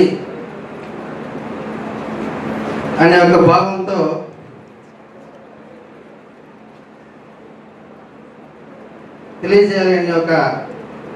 తెలియజేసే విధంగా ఈ ఐడి కార్డ్స్ ఉంటే బాగుంటుంది అనే ఒక ఆలోచన మనకి చాలా రోజుల క్రితం కూడా వచ్చింది. మా అసోసియేషన్ వాళ్ళు కూడా చాలా రోజుల దాని గురించి ఆలోచిస్తూ మా ఆలోచన ఇది అని ముందుగా మన పోలీస్ అధికారుల దృష్టికి తీసుకెళ్ళడం జరిగింది. వాళ్ళు ఈ ఆలోచన చాలా చక్కగా ఉన్నది, భవిష్యత్తులో కూడా మాకు కొంత శ్రమ తగ్గించే విధంగా ఉంది మీ ఆలోచన. మా వృత్తిరీత్యా మేము కూడా ఆపినందుకు మేము ఆపుతున్నా మాకు బాధేస్తుంది. మా వృత్తిరీత్యా మేము మా డ్యూటీ చేయాలి కాబట్టి ఆపుతుంటాం. ఆ టైంలో మిమ్మల్ని బాధపెట్టే సందర్భాలు ఉన్నాయి. కానీ ఈ ఆలోచన చాలా బాగుంది అని చెప్పి కొన్ని సలహాలు మనకి ఇట్లా చేస్తే బాగుంటుంది, ఐడెంటిఫికేషన్ కార్డ్స్కి ఇట్లా చేస్తే బాగుంటుంది అని కొన్ని సలహాలు సూచనలు ఈ యొక్క ఐడెంటిఫికేషన్ కార్డ్స్ డిస్ట్రిబ్యూషన్కి కార్యరూపం దాల్చడానికి ఎంతో ఎంతో ఎంతో పోలీస్ అధికారులు మన డైస్ మీద ఉన్నటువంటి మన అంజబాబు గారు కానీ పర్సనల్గా ఆయన చాలా శ్రద్ధ తీసుకొని గతంలో మనకి డిఎస్పీ మేడంగా చేసేవారు ఇందిరా మేడం గారు. అంటే కారణం ఏదైనా కావచ్చు, కొంతకాలం జాబ్ జరిగింది, మేడం గారు మనకి పెడతాము సైన్ పెట్టిద్దాం అధికారుల చేత పెట్టిద్దాం ఒక ఆలోచనతో కూడా తిరిగాము. కొన్ని కారణాల వల్ల అధికారులు పెట్టడానికి అవకాశం లేదు కాబట్టి ప్రస్తుతం మనకు కావాలో ఉన్న డిఎస్పీ గారిని సంప్రదించడం జరిగింది. ఆయన సలహాలు ఇచ్చి మీరు అధికారులు ఎవరు స్పందించేటువంటి అవకాశం లేదు, మీ వెంట మేము ఉన్నాము, మీ అసోసియేషన్ ద్వారా మీరు ఆ సైన్లు అయితే చేసుకొని మీరు పంపిణీ చేయండి, మీ కార్యక్రమాలు మేము వస్తామని చెప్పి ప్రామిస్ చేయడం కూడా జరిగింది. ఈరోజు కొన్ని కారణాల వల్ల అంటే డిఎస్పీ గారికి ప్రమోషన్ అని తెలిసింది, ఎంత మాత్రం నిజమో తెలియదు. దానికి హైదరాబాద్ అని చెప్పి ఆయన ఎక్సైజ్ అయ్యాం ప్రసాద్ అని చెప్పి ఇంత కూడా నేను మాట్లాడడం జరిగింది అనమాట ఫోన్లో. సో అటువంటి సూచనలు ఇచ్చి యూనియన్ సభ్యులందరికీ ఈ అసోసియేషన్ సభ్యులు ఎందరో ఉన్నారు, వృత్తిరీత్యా అంకిత భావంతో వృత్తిరీత్యా మాత్రమే ఈ ఐడెంటిఫికేషన్ కార్డ్స్ గుర్తింపు కార్డు ఉపయోగపడే విధంగా ఈ కార్డ్స్ పంపిణీ జరగాలనే ఆలోచనతో యూనియన్ సభ్యులందరినీ హెచ్చరికతో కూడిన సూచనలు ఇచ్చి వారి అభిప్రాయాలు తీసుకొని దీనివల్ల అసోసియేషన్కి ఎటువంటి చెడ్డ పేరు రాకూడదని చెప్పి అందరితో చర్చించి ఈ ఐడి కార్డ్స్ పంపిణీ చేయాలని నిర్ణయించుకున్నాము. ఇంత మంచి కార్యక్రమానికి ఒక వేదిక ఉంటే బాగుంటుందని ఒక ఆలోచనతో ఈ వేదికను ఏర్పాటు చేయడం జరిగింది. మొదట చిన్నదిగా అనుకున్నాము, అది పెద్దదైపోయింది, పెద్దగా చేయాల్సిన పరిస్థితి ఏర్పడింది. దానికి ఈ కార్యక్రమానికి ఎంతోమంది మనకి అనుకోండి అసోసియేషన్కి మీ వెంట మేము ఉన్నామని చెప్పి ఎంతోమంది చేతునిచ్చారు. మీ అసోసియేషన్ అభివృద్ధికే కాకుండా మీ ఆర్థిక పరిపుష్టిని కూడా ఒక అసోసియేషన్ డెవలప్ కావాలంటే స్వయంగా డెవలప్ కావాలంటే చాలా చాలా ఇబ్బంది పడాల్సి వస్తుంది. మీకు ఆర్థిక పరిపుష్టి కూడా మేము ఇస్తామని చెప్పి ఎన్న తట్టి ఇదే స్టార్టింగ్ మీ ప్రోగ్రామ్ అని చెప్పి మనకి సహాయ సహకారాలు అందించారు. ఈ సభాపూర్వకంగా వారు ప్రతి ఒక్కరికి పేరు పేరున మన అసోసియేషన్ తరఫున ధన్యవాదాలు తెలియజేసుకుంటున్నాను. వారి యొక్క సహకారంతో ముందు ఎటువంటి కార్యక్రమం అయినా ఏ అసోసియేషన్ అయినా చేయగలదని ఒక ధైర్యం అనేది వచ్చిందని గర్వంగా కూడా చెప్పగలుగుతున్నాను. ఈరోజు నేను ప్రతి ఒక్కరు కూడా మనల్ని డిస్కరేజ్ చేయకుండా కానీ మీ అంటే మేము ఫోటోగ్రాఫర్స్ అంటే చాలా ఇబ్బందులు పడుతుంటారు. ఈరోజు ఒక ఫోటో వస్తే ఒక 10 రూపాయలు వస్తుంది, ఒక వీడియో తీసామంటే ఈ పూట గడుస్తుంది అన్న ఒక పరిస్థితులు ఈరోజు ఒక వీడియో ఫోటోగ్రాఫర్స్ ఉన్నారు. పరిపుష్టిగా ఎవరు కూడా స్థిరపడినటువంటి పరిస్థితి మన వీడియోగ్రాఫర్లో కూడా ఎవరికి లేదని ఒక నా భావన. అటువంటి పరిస్థితుల్లో మనం యూనియన్ సపోర్ట్ కోసం మనం చాలామందిని మన వాళ్ళ దగ్గరికి వెళ్ళడం జరిగింది. వారందరూ కూడా ఈ సందర్భంగా సహకరించడం మరోసారి ప్రతి ఒక్కరికి ధన్యవాదాలు తెలుపుకుంటున్నాను. అదేవిధంగా మా యూనియన్ తరఫున ఎన్నో కార్యక్రమాలు సమైక్యాంధ్ర ఉద్యమంలో కావచ్చు, సమైక్యాంధ్ర ఉద్యమంలో కూడా లాఠీ దెబ్బలు కూడా మనం తిన్నాము. మన రాష్ట్రం విడిపోకూడదనే ఒక ఉద్దేశంతో మనం కూడా పాల్పంచుకున్నాము. అట్నే ప్రతి ఒక్క కార్యక్రమాలు చేపట్టడం జరిగింది. అదేవిధంగా ఈ అసోసియేషన్ నుంచి ముందు కూడా చాలా కార్యక్రమాలు చేపడతామని సభాపూర్వకంగా తెలియజేస్తున్నాను. మా భవిష్యత్తు కార్యాచరణలు కూడా మీ అందరి యొక్క ఆశీర్వాదాలు మాకు ఎంతైనా అవసరం ఉందని తెలియజేసుకుంటున్నాను. అదే కాకుండా మా ప్రతి ఒక్కరికి కావాల్సింది కూడు, నీరు, గూడు. నీరు అనేది దేవుడు ఎలా ఇస్తున్నాడు? ఒక గూడు అంటే మన కష్టార్జితంతో ఏదో విధంగా మనం సంపాదించుకొని తింటున్నాం. ఆ గూడు అనేది ప్రస్తుత రియల్ ఎస్టేట్ పుణ్యమని చెప్పి మన యొక్క వీడియోగ్రాఫర్లు ఎవరు కూడా సొంత ఇళ్ళు కట్టుకునే పరిస్థితి, సొంత షాపులు నడుపుకునే పరిస్థితి ఈరోజు ఉంది. దానికి ప్రభుత్వం నుంచి మనకేంద్ర సహాయ సహకారాలు అందితే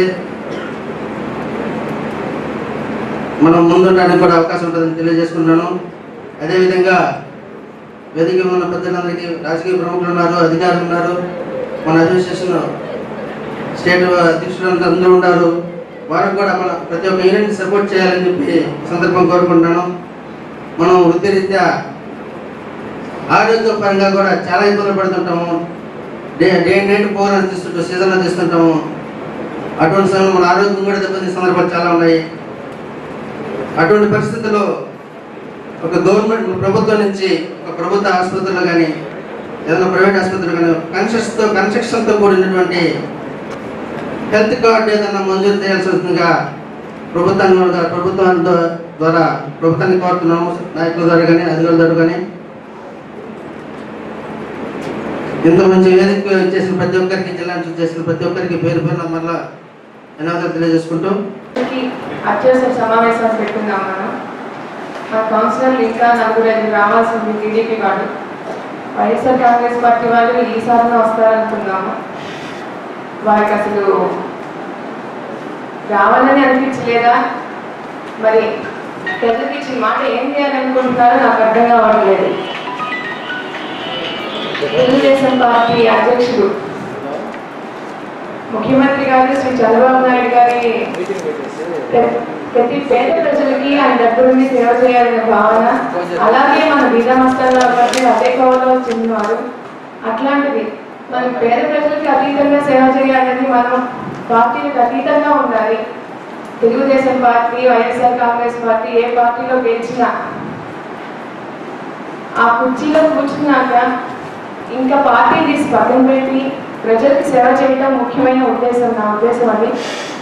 మరి కావలి పట్టిన ప్రజానికానికి వాళ్ళకి వైఎస్ఆర్ కాంగ్రెస్ పార్టీ వాళ్ళకి ఎటువంటి ఆ ఉద్దేశం లేదని నాకు తెలుస్తుంది. చూద్దాం మరి ఇంకోసారి 3వ సమావేశంగా పాల్గొంటారా లేదా అని. మన అజెండా స్టార్ట్ చేద్దాం. కావలి పురపాలక సంఘంలో 2014 సంవత్సరాలను ఇంజనీరింగ్ విభాగం డంపర్ ఆటోమొబైల్ చుట్టూ 2 ఇంచులు GS పైపులతో వెల్డింగ్ చేయగా తేదీ 18/7/2000 ఆఖరి తేదీగా షార్ట్ టర్మ్ తర్వాత కింది టెండర్లు దాఖలు కాబడింది. అంచనా 9,500. హిమాలయ గారు 0.50% తక్కువ. 10 దాఖలుగా 2 టెండర్లు శ్రీ కె శ్రీనివాసులు కావలి వారి టెండర్ 1% అనగా 8,620 రూపాయల టెండరు రాబడినది. 17 వరకు ఆమోదిస్తున్నాం. 18 1 నుంచి 17 వరకు ఆమోదిస్తున్నాం. 18 కూడా చదవండి. కావలి పురపాలక సంఘం 1 న్యూస్ పేపర్లు 2 బోర్వెల్ మెటీరియల్, తీసివేసిన borewell material, electrical street lighting waste materials, చౌకలు కాపడానికి పనికిరానివి, కార్యాలయం నిరుపయోగమైన ఇతర మెటీరియల్స్ పై జరిగిన నిరుపయోగ పనులను ఆమోదించబడి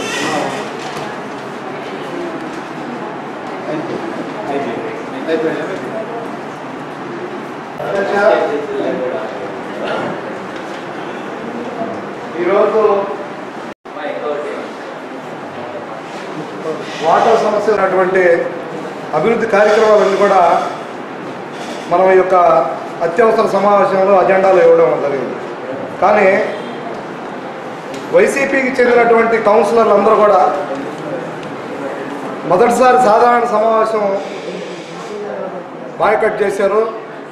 అదేవిధంగా ఈ పట్టణంలో ఉన్నటువంటి ప్రజల యొక్క ఇబ్బందులు అధికారులు తెలుసుకొని మనం అందరం కూడా అధికారులతో మమేకమై ఈరోజు ఈ యొక్క అజెండాని రూపొందించాం. దీన్ని కూడా ఈ అత్యవసర సమావేశాన్ని కూడా ఈ యొక్క అవసరాలను కూడా వాళ్ళు రాకపోవడం అనేది చాలా దురదృష్టకరం. గౌరవనీయులు ఎమ్మెల్యే చెప్పడం కూడా జరిగింది. కానీ ఈ విధంగా సమావేశానికి రాకపోవడం అనేది ఆ వార్డులో ప్రజలందరూ కూడా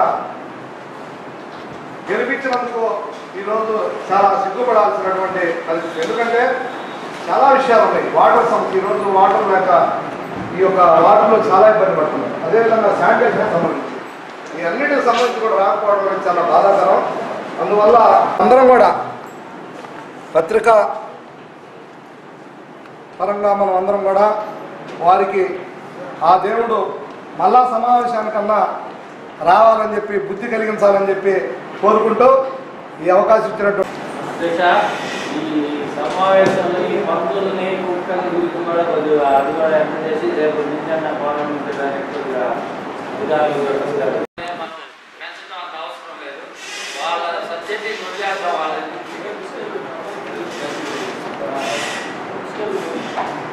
ప్రత్యేక సమావేశానికి చేసినటువంటి గౌరవ చైర్పర్సన్ గారికి, ఇతర గౌరవ సభ్యులందరికీ కూడా ఈ 2 జిల్లాల కలిపి ఒకే ఒక అర్థం ఆల్రెడీ కాంటాక్ట్ మాట్లాడుతున్నాను, నాతో చేస్తాను, కొంత కాంటాక్ట్ చేయడం జరిగింది. గతంలో మున్సిపాలిటీకి పనిచేసిన ప్రీవియస్ రోడ్డు పిలిచే ద్వారానే సార్ నాకు, అందుకని చెప్పి రావట్లేదు. అతను కాకుండా వేరే వాళ్ళు కూడా ఉన్నారని చెప్పి మా వాళ్ళ దృష్టికి తీసుకురావడం జరిగింది. వాళ్ళు ఎవరు ఉంటే తీసుకురంటే మాట్లాడి కనిపెట్టారు. చిన్న విషయం చెప్పాలనుకుంటున్నాను. వైఎస్ఆర్ కాంగ్రెస్ పార్టీ వాళ్ళకి నన్ను చైర్పర్సన్ గా, వైస్ చైర్మన్ గారిని, భరత్ గారిని చూడలేక ఓర్వలేక ఇక్కడికి రాలేదని చెప్పని నాకు చెప్తున్నారు. ఇది మటుకు ఎంత మాత్రం సబబు కాదు. ఇది పద్ధతి కాదు. అసలు ప్రజలకు సేవ చేయటం ఇది ఒక స్థానంలో కూర్చొని ఎవరైనా ఎక్కడైనా కూర్చొని సేవ చేయొచ్చు. అలా అని ఒక రాజ సింహాసనం మీద కూర్చొని నేను ఆదేశిస్తానని అట్లుంటేనే ప్రజలకు సేవ చేయాలంటే ఇది పద్ధతి కాదు. అది అందరూ తెలుసుకోవాలని అనుకుంటున్నాను.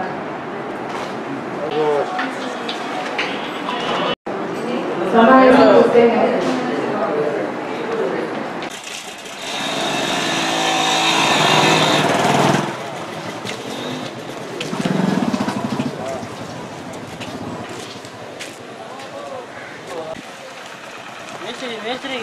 మేస్త్రి కాడు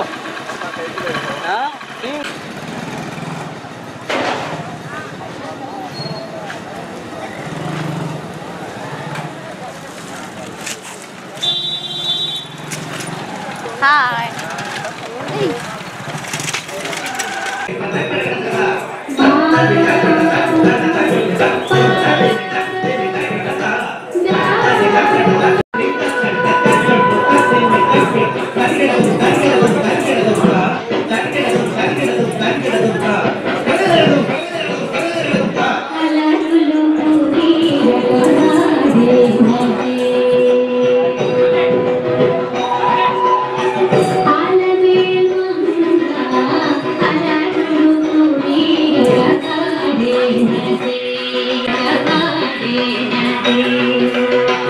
అలకల పులుకుల పాలవేల్మంగ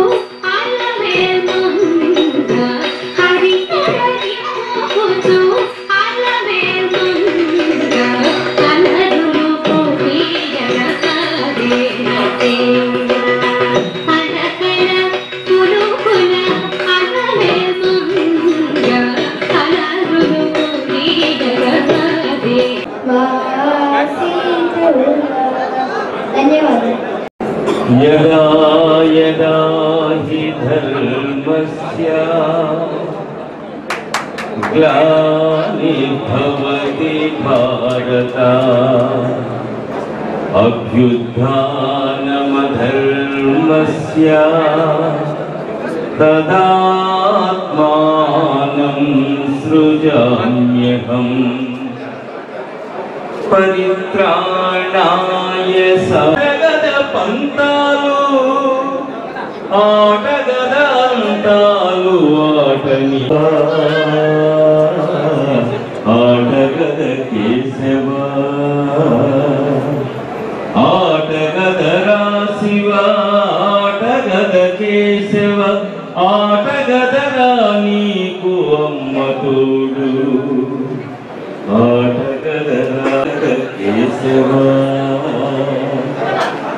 ఆటగదరా నలుపు ఆటగదరా తెలుపు నలుపు తెలుపుల తెలుపు ఆట నీవు ఆటగదరా మన్ను ఆటగదరా మిన్ను మిచ్చెలో ఉంచి ఆడేవు నన్ను ఆటగదరా శివ ఆటగదరా శివ ఆటగద కేశవ ఆటగదరా నీకు అమ్మ తోడు ఆటగదరా శివ ఆటగద మన ఫోటోగ్రాఫర్స్ వీడియోగ్రాఫర్స్ ఈ యొక్క అసోసియేషన్తో టెక్నాలజీకి పెరుగుతుంది కాబట్టి మంచి ఉన్నత స్థాయికి వచ్చి మన వాళ్ళందరూ కూడా మంచి అద్భుతమైనటువంటి భవిష్యత్తులో అందరి మన్ననలు పొందుతూ కావలి పట్టణంలో అందరికీ ధర్మయ్య గారిని వేదికను అలంకరించవలసిందిగా కోరుతున్నాం. వాళ్ళని పుష్పగుచ్చంతో ఆహ్వానించవలసిందిగా కోరుతున్నాం. గూడూరు కాంగ్రెస్ రెడ్డి గారు సిహెచ్ ప్రభాకర్ గారిని కూడా వేదికను అలంకరించవలసిందిగా కోరుతున్నాం.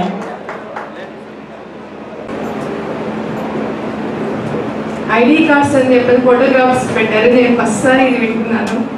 మరి ముందు పూర్వం మనకు ఉందో లేదో తెలియదు కానీ నేను ఫస్ట్ టైం వింటున్నాను ఇది. అయితే ఈ ఫోటోగ్రాఫర్స్కి ఒక ఐడి కార్డ్ అంటే ఒక ఐడెంటిఫికేషన్గా ఉంటే అది నిజంగా చాలా మంచి ఆలోచన. ఎవరికి వచ్చిందో మనకు తెలియదు కానీ అందరూ వాళ్ళకి కంగ్రాట్స్ చెప్తున్నాను.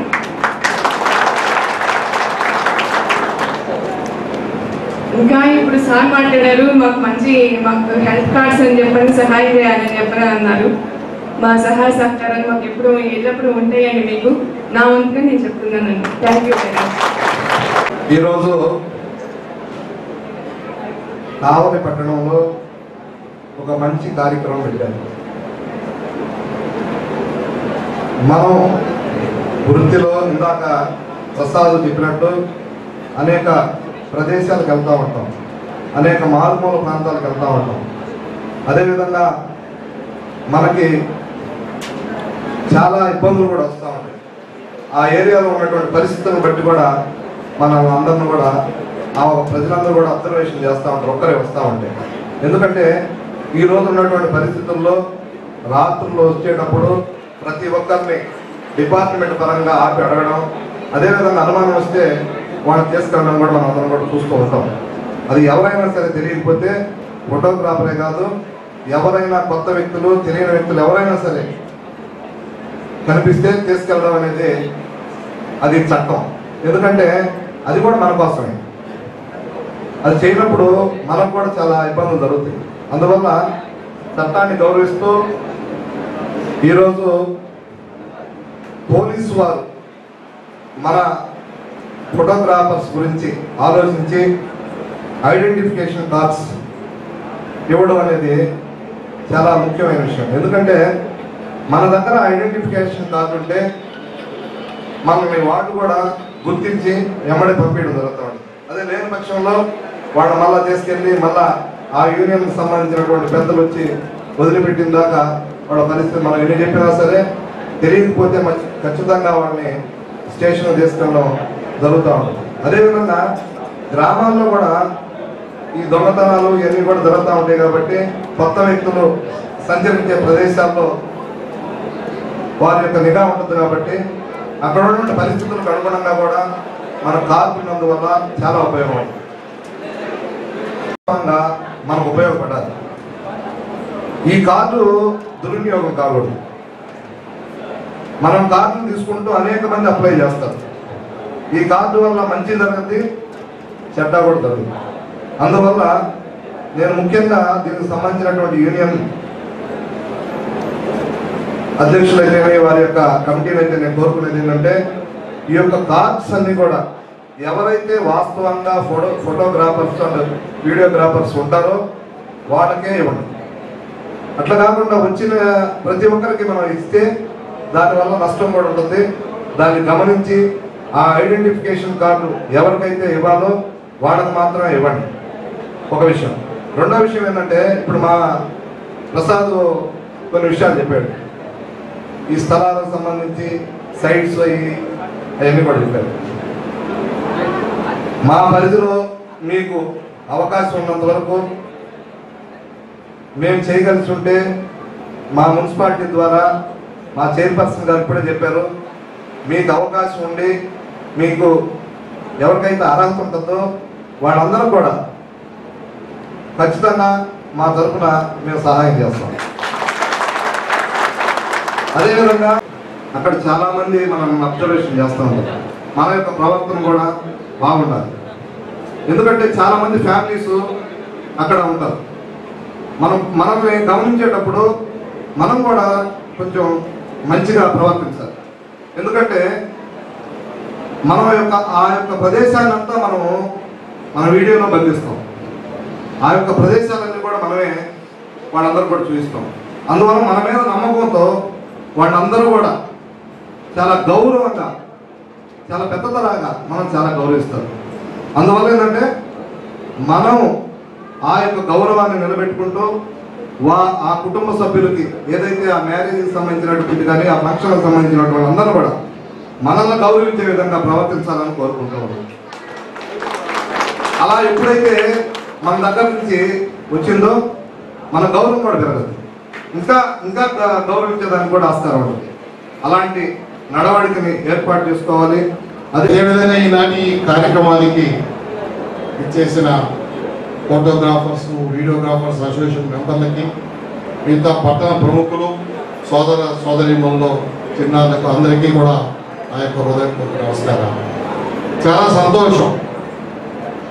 మామూలుగా అయితే మనం ఈ ఐడెంటిటీ కార్డు తీసుకొని అందరూ డిస్ట్రిబ్యూషన్ చేసుకొని పూర్తి చేసుకోవచ్చు కార్యక్రమం. అయితే అసోసియేషన్ను ఒక క్రియేటివ్ చేసి దీన్ని ఒక పండగలాగా అందరం కలవాలి, పట్టణంలో ఈ యొక్క వీడియో కానీ ఫోటోగ్రాఫర్స్కి ఒక గుర్తింపు రావాలి. అదేవిధంగా పెద్దల నుంచి కొన్ని సూచనలు కూడా తీసుకొని ఫర్దర్లో మనం అసోసియేషన్ ఎలా అభివృద్ధి కావాలి, అసోసియేషన్లో ఏదైనా లోపాలు ఉన్నటువంటి సలహాలు, అభివృద్ధికి సలహాలు తీసుకోవాలనే ఒక సదుద్దేశంతో మీరందరూ ఏర్పాటు చేసిన దీనికి మెంబర్లందరికీ కూడా మనస్ఫూర్తిగా మరొకసారి అభినందన తెలియజేస్తున్నాను. ప్రతి కార్యక్రమాన్ని కూడా, ప్రతి ఆలోచనని 10 మందితో పంచుకోవడం వల్లనే మనం జీవితంలో సక్సెస్ అవుతాం. కేవలం ఒకే వ్యక్తి కాకుండా అందరం కలిసి మంచిగా ఆలోచించుకుంటే ఏదైనా అభివృద్ధి అవుతుంది అనే దానికి ఇది ఒక చిన్న సూచన. కార్యక్రమం చాలా చిన్నది అయినప్పటికీ కూడా దీన్ని ఇంతగా తీసుకెళ్ళి దీనికి ఒక శోభం తీసుకొచ్చే ప్రయత్నం చేసినందుకు అభినందన తెలియజేస్తూ ఈ యొక్క ఫోటోగ్రాఫర్లు ఇన్ని కూడా సంబంధించి కొన్ని విషయాలు మీ ముందు ఇచ్చేదానికి ప్రయత్నం చేస్తాను. 4-5 శతాబ్దాల్లో చైనీయులు, గ్రీకులు ఈ యొక్క సైంటిస్టులు ఎవరైతే ఉన్నారో వాళ్ళు కొంత ప్రయత్నం చేశారు ఈ యొక్క ఫోటోగ్రాఫర్తో తీయాలి అని. కానీ వాళ్ళు దాంట్లో అంత ముందుకు అడుగు వేయలేకపోయారు. మొదటిసారిగా 1685 ఎవరు అభివృద్ధి కాదు. 100కు 110 మార్కులు వస్తుంటేనే అభివృద్ధి అవుతారనే విషయాన్ని మనందరం కూడా గమనించాలి. ఈరోజు నేను మీ ముందుకు వచ్చి ఈ విధంగా మాట్లాడగలిగానంటే కేవలం ఒక రోజులో నా యొక్క కృషి కాదు. 46 సంవత్సరాలు నా యొక్క 46వ సంవత్సరం జరుగుతుంది. ఇప్పటికీ కూడా నేను 16 గంటలు పనిచేస్తూ నా వంతుగా నేను పనిచేస్తాను. నాకు అవసరం లేదు 16 గంటలు పని కాదు కదా, అసలు గమ్ము కూడా ఉన్నా కూడా ఏం అవసరం లేదు. అయినప్పటికీ అది కాదు ధర్మం. మనం ఉన్నంత వరకు చివరి వరకు మన ఆరోగ్యము మన శరీరం సహకరించేంత వరకు మనం అభివృద్ధి మంచి పనులు చేయాల్సిన బాధ్యత మనందరి మీద ఉందనే విషయాన్ని మనందరం కూడా ఈ సందర్భంగా గుర్తు చేసుకోవాలి. ఆ ఆలోచన దిశగా మనం ఈ దేశాన్ని అభివృద్ధి చేయాలి. భారతీయ జనతా పార్టీ ప్రజల యొక్క అభివృద్ధి కొరకు ఈరోజు పనిచేస్తుంది. ఈరోజు కాదు, భారతీయ జనతా పార్టీ పుట్టినరోజు నుంచి కూడా అదే ఆలోచనతో పనిచేస్తుంది. 1954లో మొట్టమొదటిసారిగా భారతీయ జనతా పార్టీ ఆనాటి అధ్యక్షుడు శ్రీ శ్యామప్రసాద్ ముఖర్జీ గారు, ఆనాటి జనరల్ సెక్రటరీ శ్రీ దీన్ దయాళ్ ఉపాధ్యాయ గారి నుంచి ఈ రోజు వరకు ప్రధానమంత్రి నరేంద్ర మోడీ వరకు ప్రజల కోసమే పనిచేస్తున్నాం. గెలుపు ఓటంతో సంబంధం లేదు. గెలిచినా ఓడినా ప్రజల యొక్క అభివృద్ధి, ప్రజల యొక్క ఆకాంక్ష, ఈ దేశం యొక్క సౌభాగ్యం, ఈ దేశం యొక్క అభివృద్ధి ప్రపంచంలో అగ్రగామిగా నిలిచి ఈ యువతులు వీళ్ళందరి యొక్క సపోర్టుతో ఈ దేశాన్ని అభివృద్ధి చేయాలని ఏకైక కనుక కట్టుకున్న భారతీయ జనతా పార్టీ మీరందరూ కూడా ఆహ్వానించాల్సిన అవసరం ఉంది. ఈరోజు చాలా ఆషామాషగా తీసుకుంటున్నాం. భారతీయ జనతా పార్టీ అనేక రంగాల్లో అనేక రకాలుగా ఈ యొక్క ఫోటోగ్రాఫర్లన్నీ కూడా ఈరోజు విదేశాలకు తెప్పించుకుంటున్నాం. దీనికి సంబంధించిన అన్ని సామాగ్రి కూడా made in Japan, made in Taiwan, made in Korea, made in America. కానీ మోడీ గారు చెప్తున్నారు అవి కాదు కావాల్సింది, ఆ పరిశ్రమ స్థాపించి ఇక్కడ మేడ్ ఇన్ ఇండియాగా మనము, మేడ్ ఇన్ భారత్గా మనం దాన్ని చేయాల్సిన అవసరం ఉంది. కావాలి పట్టణంలో అలాంటి ప్రయత్నం మీరు అందరూ కూడా చేస్తే అభివృద్ధి ఖచ్చితంగా అవుతుంది. అసాధ్యం అనేది ఏదీ లేదు, అన్ని సాధ్యమే. కానీ మనకు ఉండాల్సింది పట్టుదల, ఆలోచన, దానికి కావలసిన సహాయ సహకారాలు అన్నీ కూడా ఖచ్చితంగా ఈ యొక్క ప్రాంతంలో పుష్కలంగా ఉన్నాయి. దానికి ఉదాహరణ నేనే. ఎక్కడికి వెళ్ళినా పలాని కందుకూరు సత్యం గారు అనగానే చాలా మంచి వ్యక్తి అంటారు, అదే నా పెట్టుబడి, ఇంకా వేరేమీ లేదు. కాబట్టి అలాంటి ఆలోచనతో మనం కానీ పనిచేస్తే చాలా చక్కగా ఉంటుంది. కాబట్టి మీరందరూ కూడా, అసోసియేషన్ సభ్యులందరూ కూడా ఖచ్చితంగా ఈ యొక్క మంచి ఆలోచనతో మీ కుటుంబము, మీ ప్రాంతము, మీ మన ఉన్న ఏరియా అంతా కూడా అభివృద్ధి చెందాలని, అభివృద్ధిలో మనం పాల్పంచుకొని ఆ యొక్క అభివృద్ధిని గురించి కానీ కొంత ఆస్వాదిస్తే ఆ రుచి తెలుస్తుంది. అసలు టైం వేస్ట్ చేయదు. ఓన్లీ ఒక 4 పాయింట్స్ పోలీస్ తరఫు నుంచి మీకు ఒక సజెషన్స్ ఇవ్వడం జరుగుతుంది. ఈ యొక్క కార్డ్స్ అనేవి ఉన్నా లేకపోయినా పోలీసు మిమ్మల్ని నైట్ టైం చెక్ చేసినప్పుడు కానీ ఎవరైనా సాధారణ పౌరులు ఉంటారు, అందరికీ వీడియో మనకి ఐడెంటిటీ కార్డ్స్ అనేవి ఎవరికి ఉండవు. ఆటో డ్రైవర్స్ ఉంటారు, ఆటో వేసి ఇంటికి వెళ్ళేవాళ్ళు, తర్వాత పనులు చేసుకుని ఇంటికి వెళ్ళేవాళ్ళు, రకరకాల హోటల్స్లో పని చేసి ఇంటికి వెళ్ళేవాళ్ళు ఉంటారు. ఎవరైనా కూడా ఆపి ఫస్ట్ పోలీస్ అడిగినప్పుడు పొలైట్గా వాళ్ళ యొక్క ఐడెంటిటీ మెన్షన్ చేస్తే ఇమీడియట్గా పంపించడం జరుగుతుంది. ఓన్లీ ఐడి కార్డ్స్ ఉంటేనే పంపిస్తామని మాత్రం కాదు. రెండవది, ఈ యొక్క ఏదైనా వెహికల్ చెకింగ్ చేసేటప్పుడు కానీ, నైట్ టైం ఏదైనా సడన్ సర్ప్రైజ్ చెక్ చేసేటప్పుడు కానీ మీరు ఈ ఐడి కార్డ్స్ ఉన్నాయని చెప్పేసి ర్యాష్గా, ఎస్ఐఏ కాదు, ఎస్ఐ సిఎస్ మీద రోడ్డు పైన 24 గంటలు ఉద్యోగం చేయరు, హోమ్ గార్డ్స్ కానీ కానిస్టేబుల్స్ కానీ చేస్తుంటారు. మనం పొలైట్గా రిప్రజెంట్ చేసి ఒకవేళ కార్డు ఉన్నా లేకపోయినా మర్చిపోయినా, సార్ స్టూడెంట్స్ మేము ఈ విధంగా వచ్చేస్తున్నాం, సబ్మిట్ పని మీద లేట్ అయింది, కార్డు మర్చిపోయి ఉన్నా కూడా మిమ్మల్ని ఆపేది ఏముండదు. అయితే రిక్వెస్ట్ అనేది జెన్యూన్గా ఉండాలా, పొలైట్గా ఉండాలా, ఇది ఒకటి గుర్తుపెట్టుకోవాలా. తర్వాత మీ యొక్క వెహికల్స్ మీద వెళ్ళే వాళ్ళు కూడా ఈవినింగ్ ఏదైనా ట్రాఫిక్ పాయింట్స్లో అడిగినప్పుడు ఇది ఒక మిస్యూజ్ చేసుకోకుండా, ఏది లైసెన్స్ లేకుండా మీరు ఇట్లా స్టూడెంట్స్ ఐడి కార్డు ఉంది సార్ మా దగ్గర, మమ్మల్ని ఆపుతారు ఏంటని చెప్పేసి డిమాండింగ్ అనేది లేకుండా ఇవన్నీ లైసెన్స్ అన్నీ మనం కరెక్ట్గా ఉంటూ ఇది ఉపయోగించుకుంటే మీకు మాకు అందరికి బాగుంటుంది అని చెప్పేసి మరోసారి తెలియజేసుకుంటున్నాను. రెండవది, ఈ నైట్ టైం చెకింగ్ అనేది పబ్లిక్ కోసమే చేయడం జరుగుతుంది. పోలీసు నైట్ 10:30 తర్వాత ఏదైతే మనకి యాంటీ సోషల్ ఎలిమెంట్స్ ఉంటాయో, తాగుబోతాలు కానీ, తిరిగిపోతాలు కానీ, దొంగలు కానీ, రకరకాల యాక్టివిటీస్ 10:30 తర్వాత జరుగుతూ ఉంటాయి. కాబట్టి వాటిని వీలైనంత వరకు కొంతవరకైనా నివారించాలనే ఉద్దేశంతో నైట్ టైం ఆపడం తప్పితే వేరే ఉద్దేశం అయితే కాదు. మీరు ఈ కార్డ్స్ ఉన్నా లేకపోయినా కూడా, ఒకవేళ ఏదైనా మర్చిపోయినా కూడా రిప్రజెంటేషన్ అయితే కూల్గా చేస్తే మీకు ఎటువంటి ఇబ్బంది ఉండదని చెప్పేసి మా యొక్క పోలీస్ శాఖ తరఫున తెలియజేస్తూ ఈ అవకాశం ఇచ్చినందుకు. అశోక్, అనూప్ వీరిద్దరు కూడా వచ్చేసి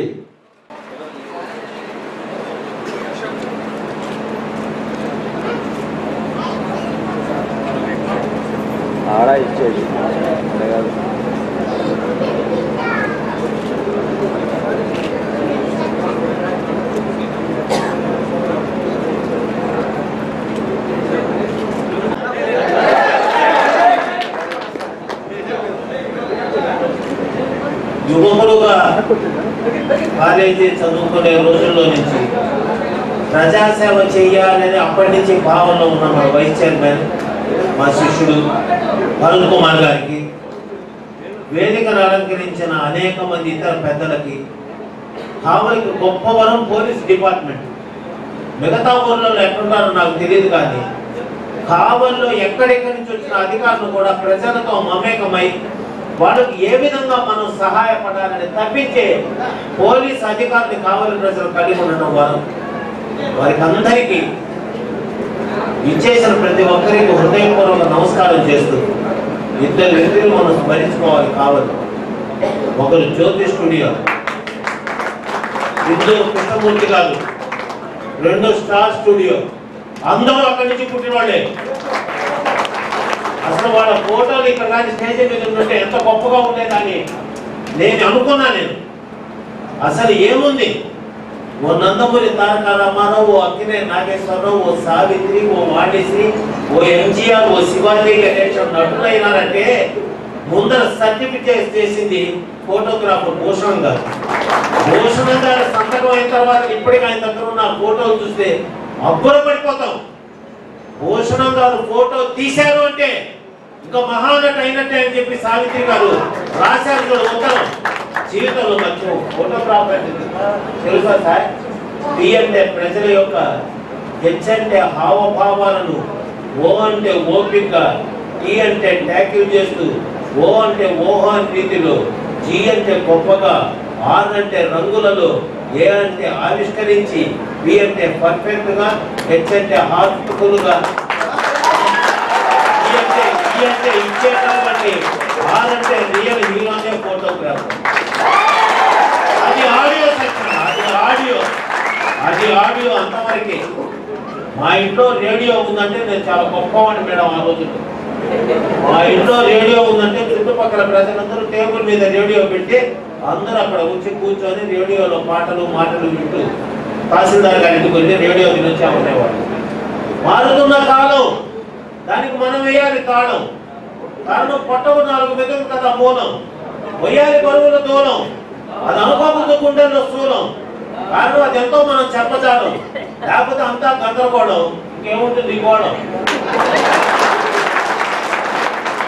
జీవన విధానంలో మార్పు. ఈ రోజున సినిమాలలో ఫోటోగ్రఫీ టెక్నాలజీ అదే పెద్ద గొప్ప కాదు.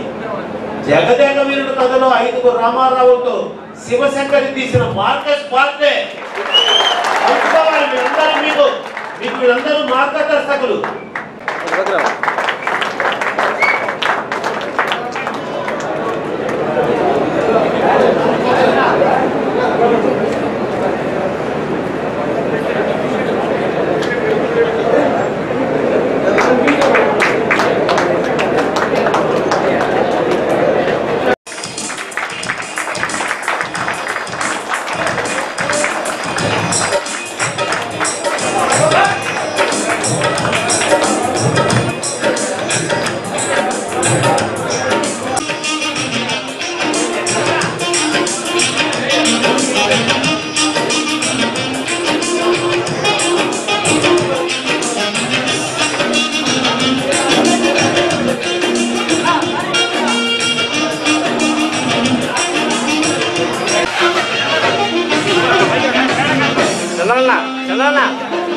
చంద్రనా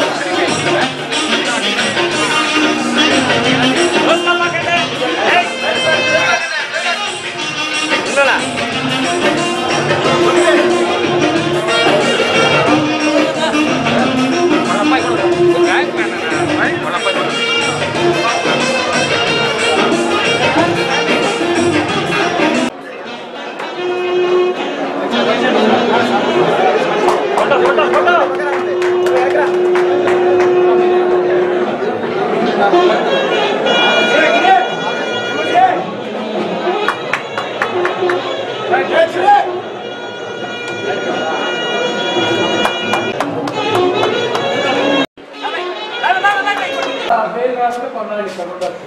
అయితే ఏంటంటే ఇక్కడ ఉన్న 4 రోజులైనా కూడా ఐక్యరాజ్య సమితి ఇచ్చింది కూడా ఏంటంటే ఒక వ్యక్తి ఆరోగ్యంగా ఉన్నాడు అంటే అటు శారీరకంగా ఆరోగ్యంగా ఉండాలి, మానసికంగా సామాజికంగా ఆరోగ్యంగా ఉండాలి.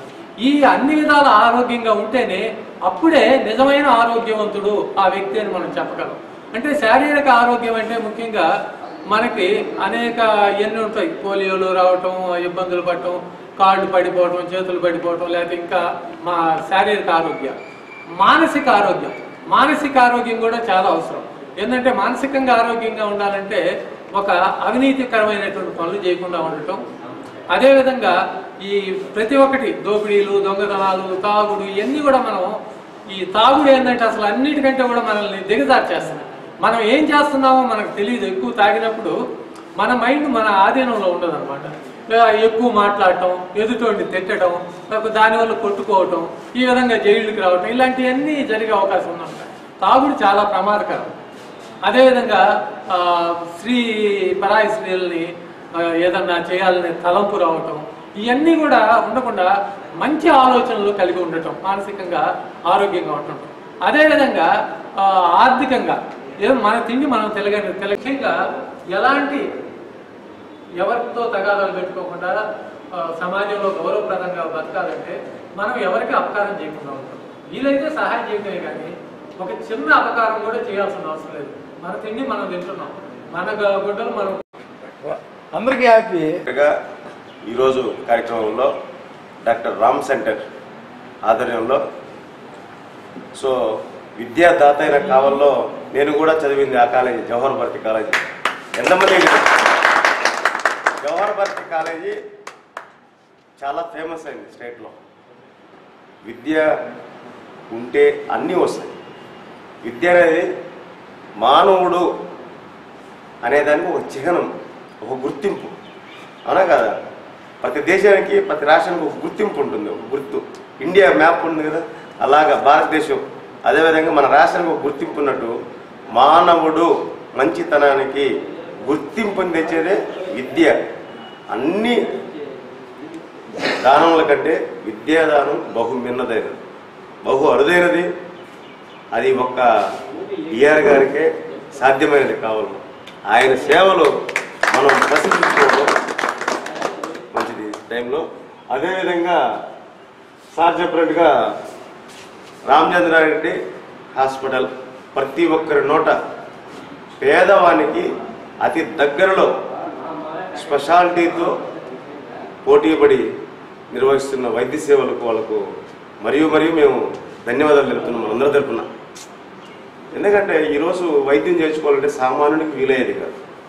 చూస్తున్నారుగా, పెద్ద హాస్పిటల్కి పోతే, కార్పొరేట్ హాస్పిటల్లో వైద్యం చేయించుకోవాలంటే సామాన్యునికి అందుబాటులో లేదు. ఎన్ని డెవలప్ అవుతున్నా కూడా మనిషి సగటు ఆదాయం పెరగకుండా ఇలాంటి కార్పొరేట్ హాస్పిటల్లో వైద్యం చేయించుకోవడం అనేది తలకు మించిన భారం. ఒక ఇంట్లో వాళ్ళు ఈ జబ్బు, డబ్బు జబ్బు అన్నీ కలిసి కూడా అతనికి అధిక భారం, అప్పు పడిపోతాడు, అప్పుల పాలైపోతాడు. ఆ విధమైన పరిస్థితి ఉంది. ఎలా మనం జబ్బు వచ్చిన తర్వాత నయం చేసుకోవడం కంటే కూడా జబ్బు రాకుండా ముందుగానే నివారించుకోవడం చాలా మంచిది. డెంగ్యూ, చికెన్ గున్యా, అదేవిధంగా ఫైలేరియా, దోమకాలు అంటాం కదా చాలా మందిలో.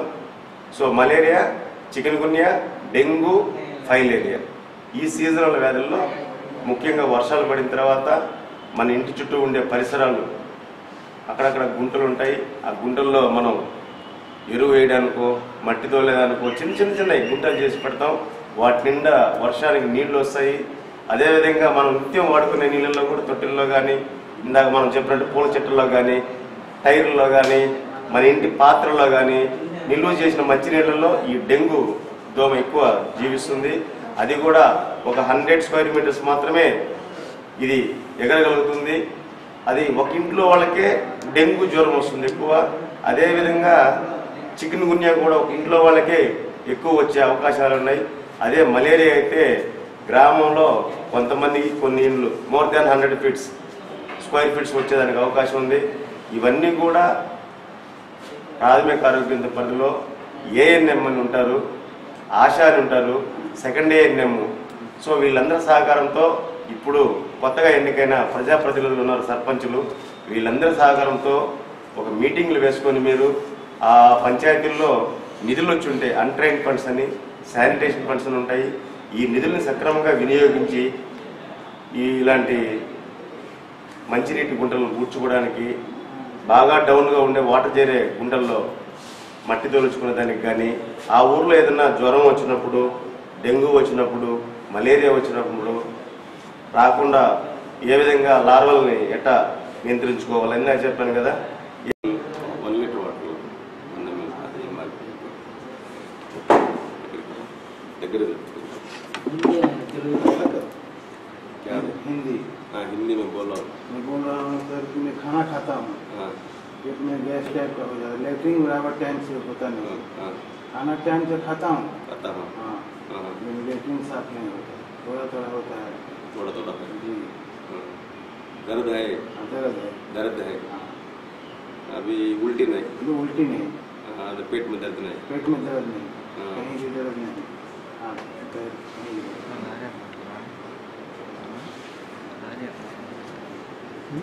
Banyak.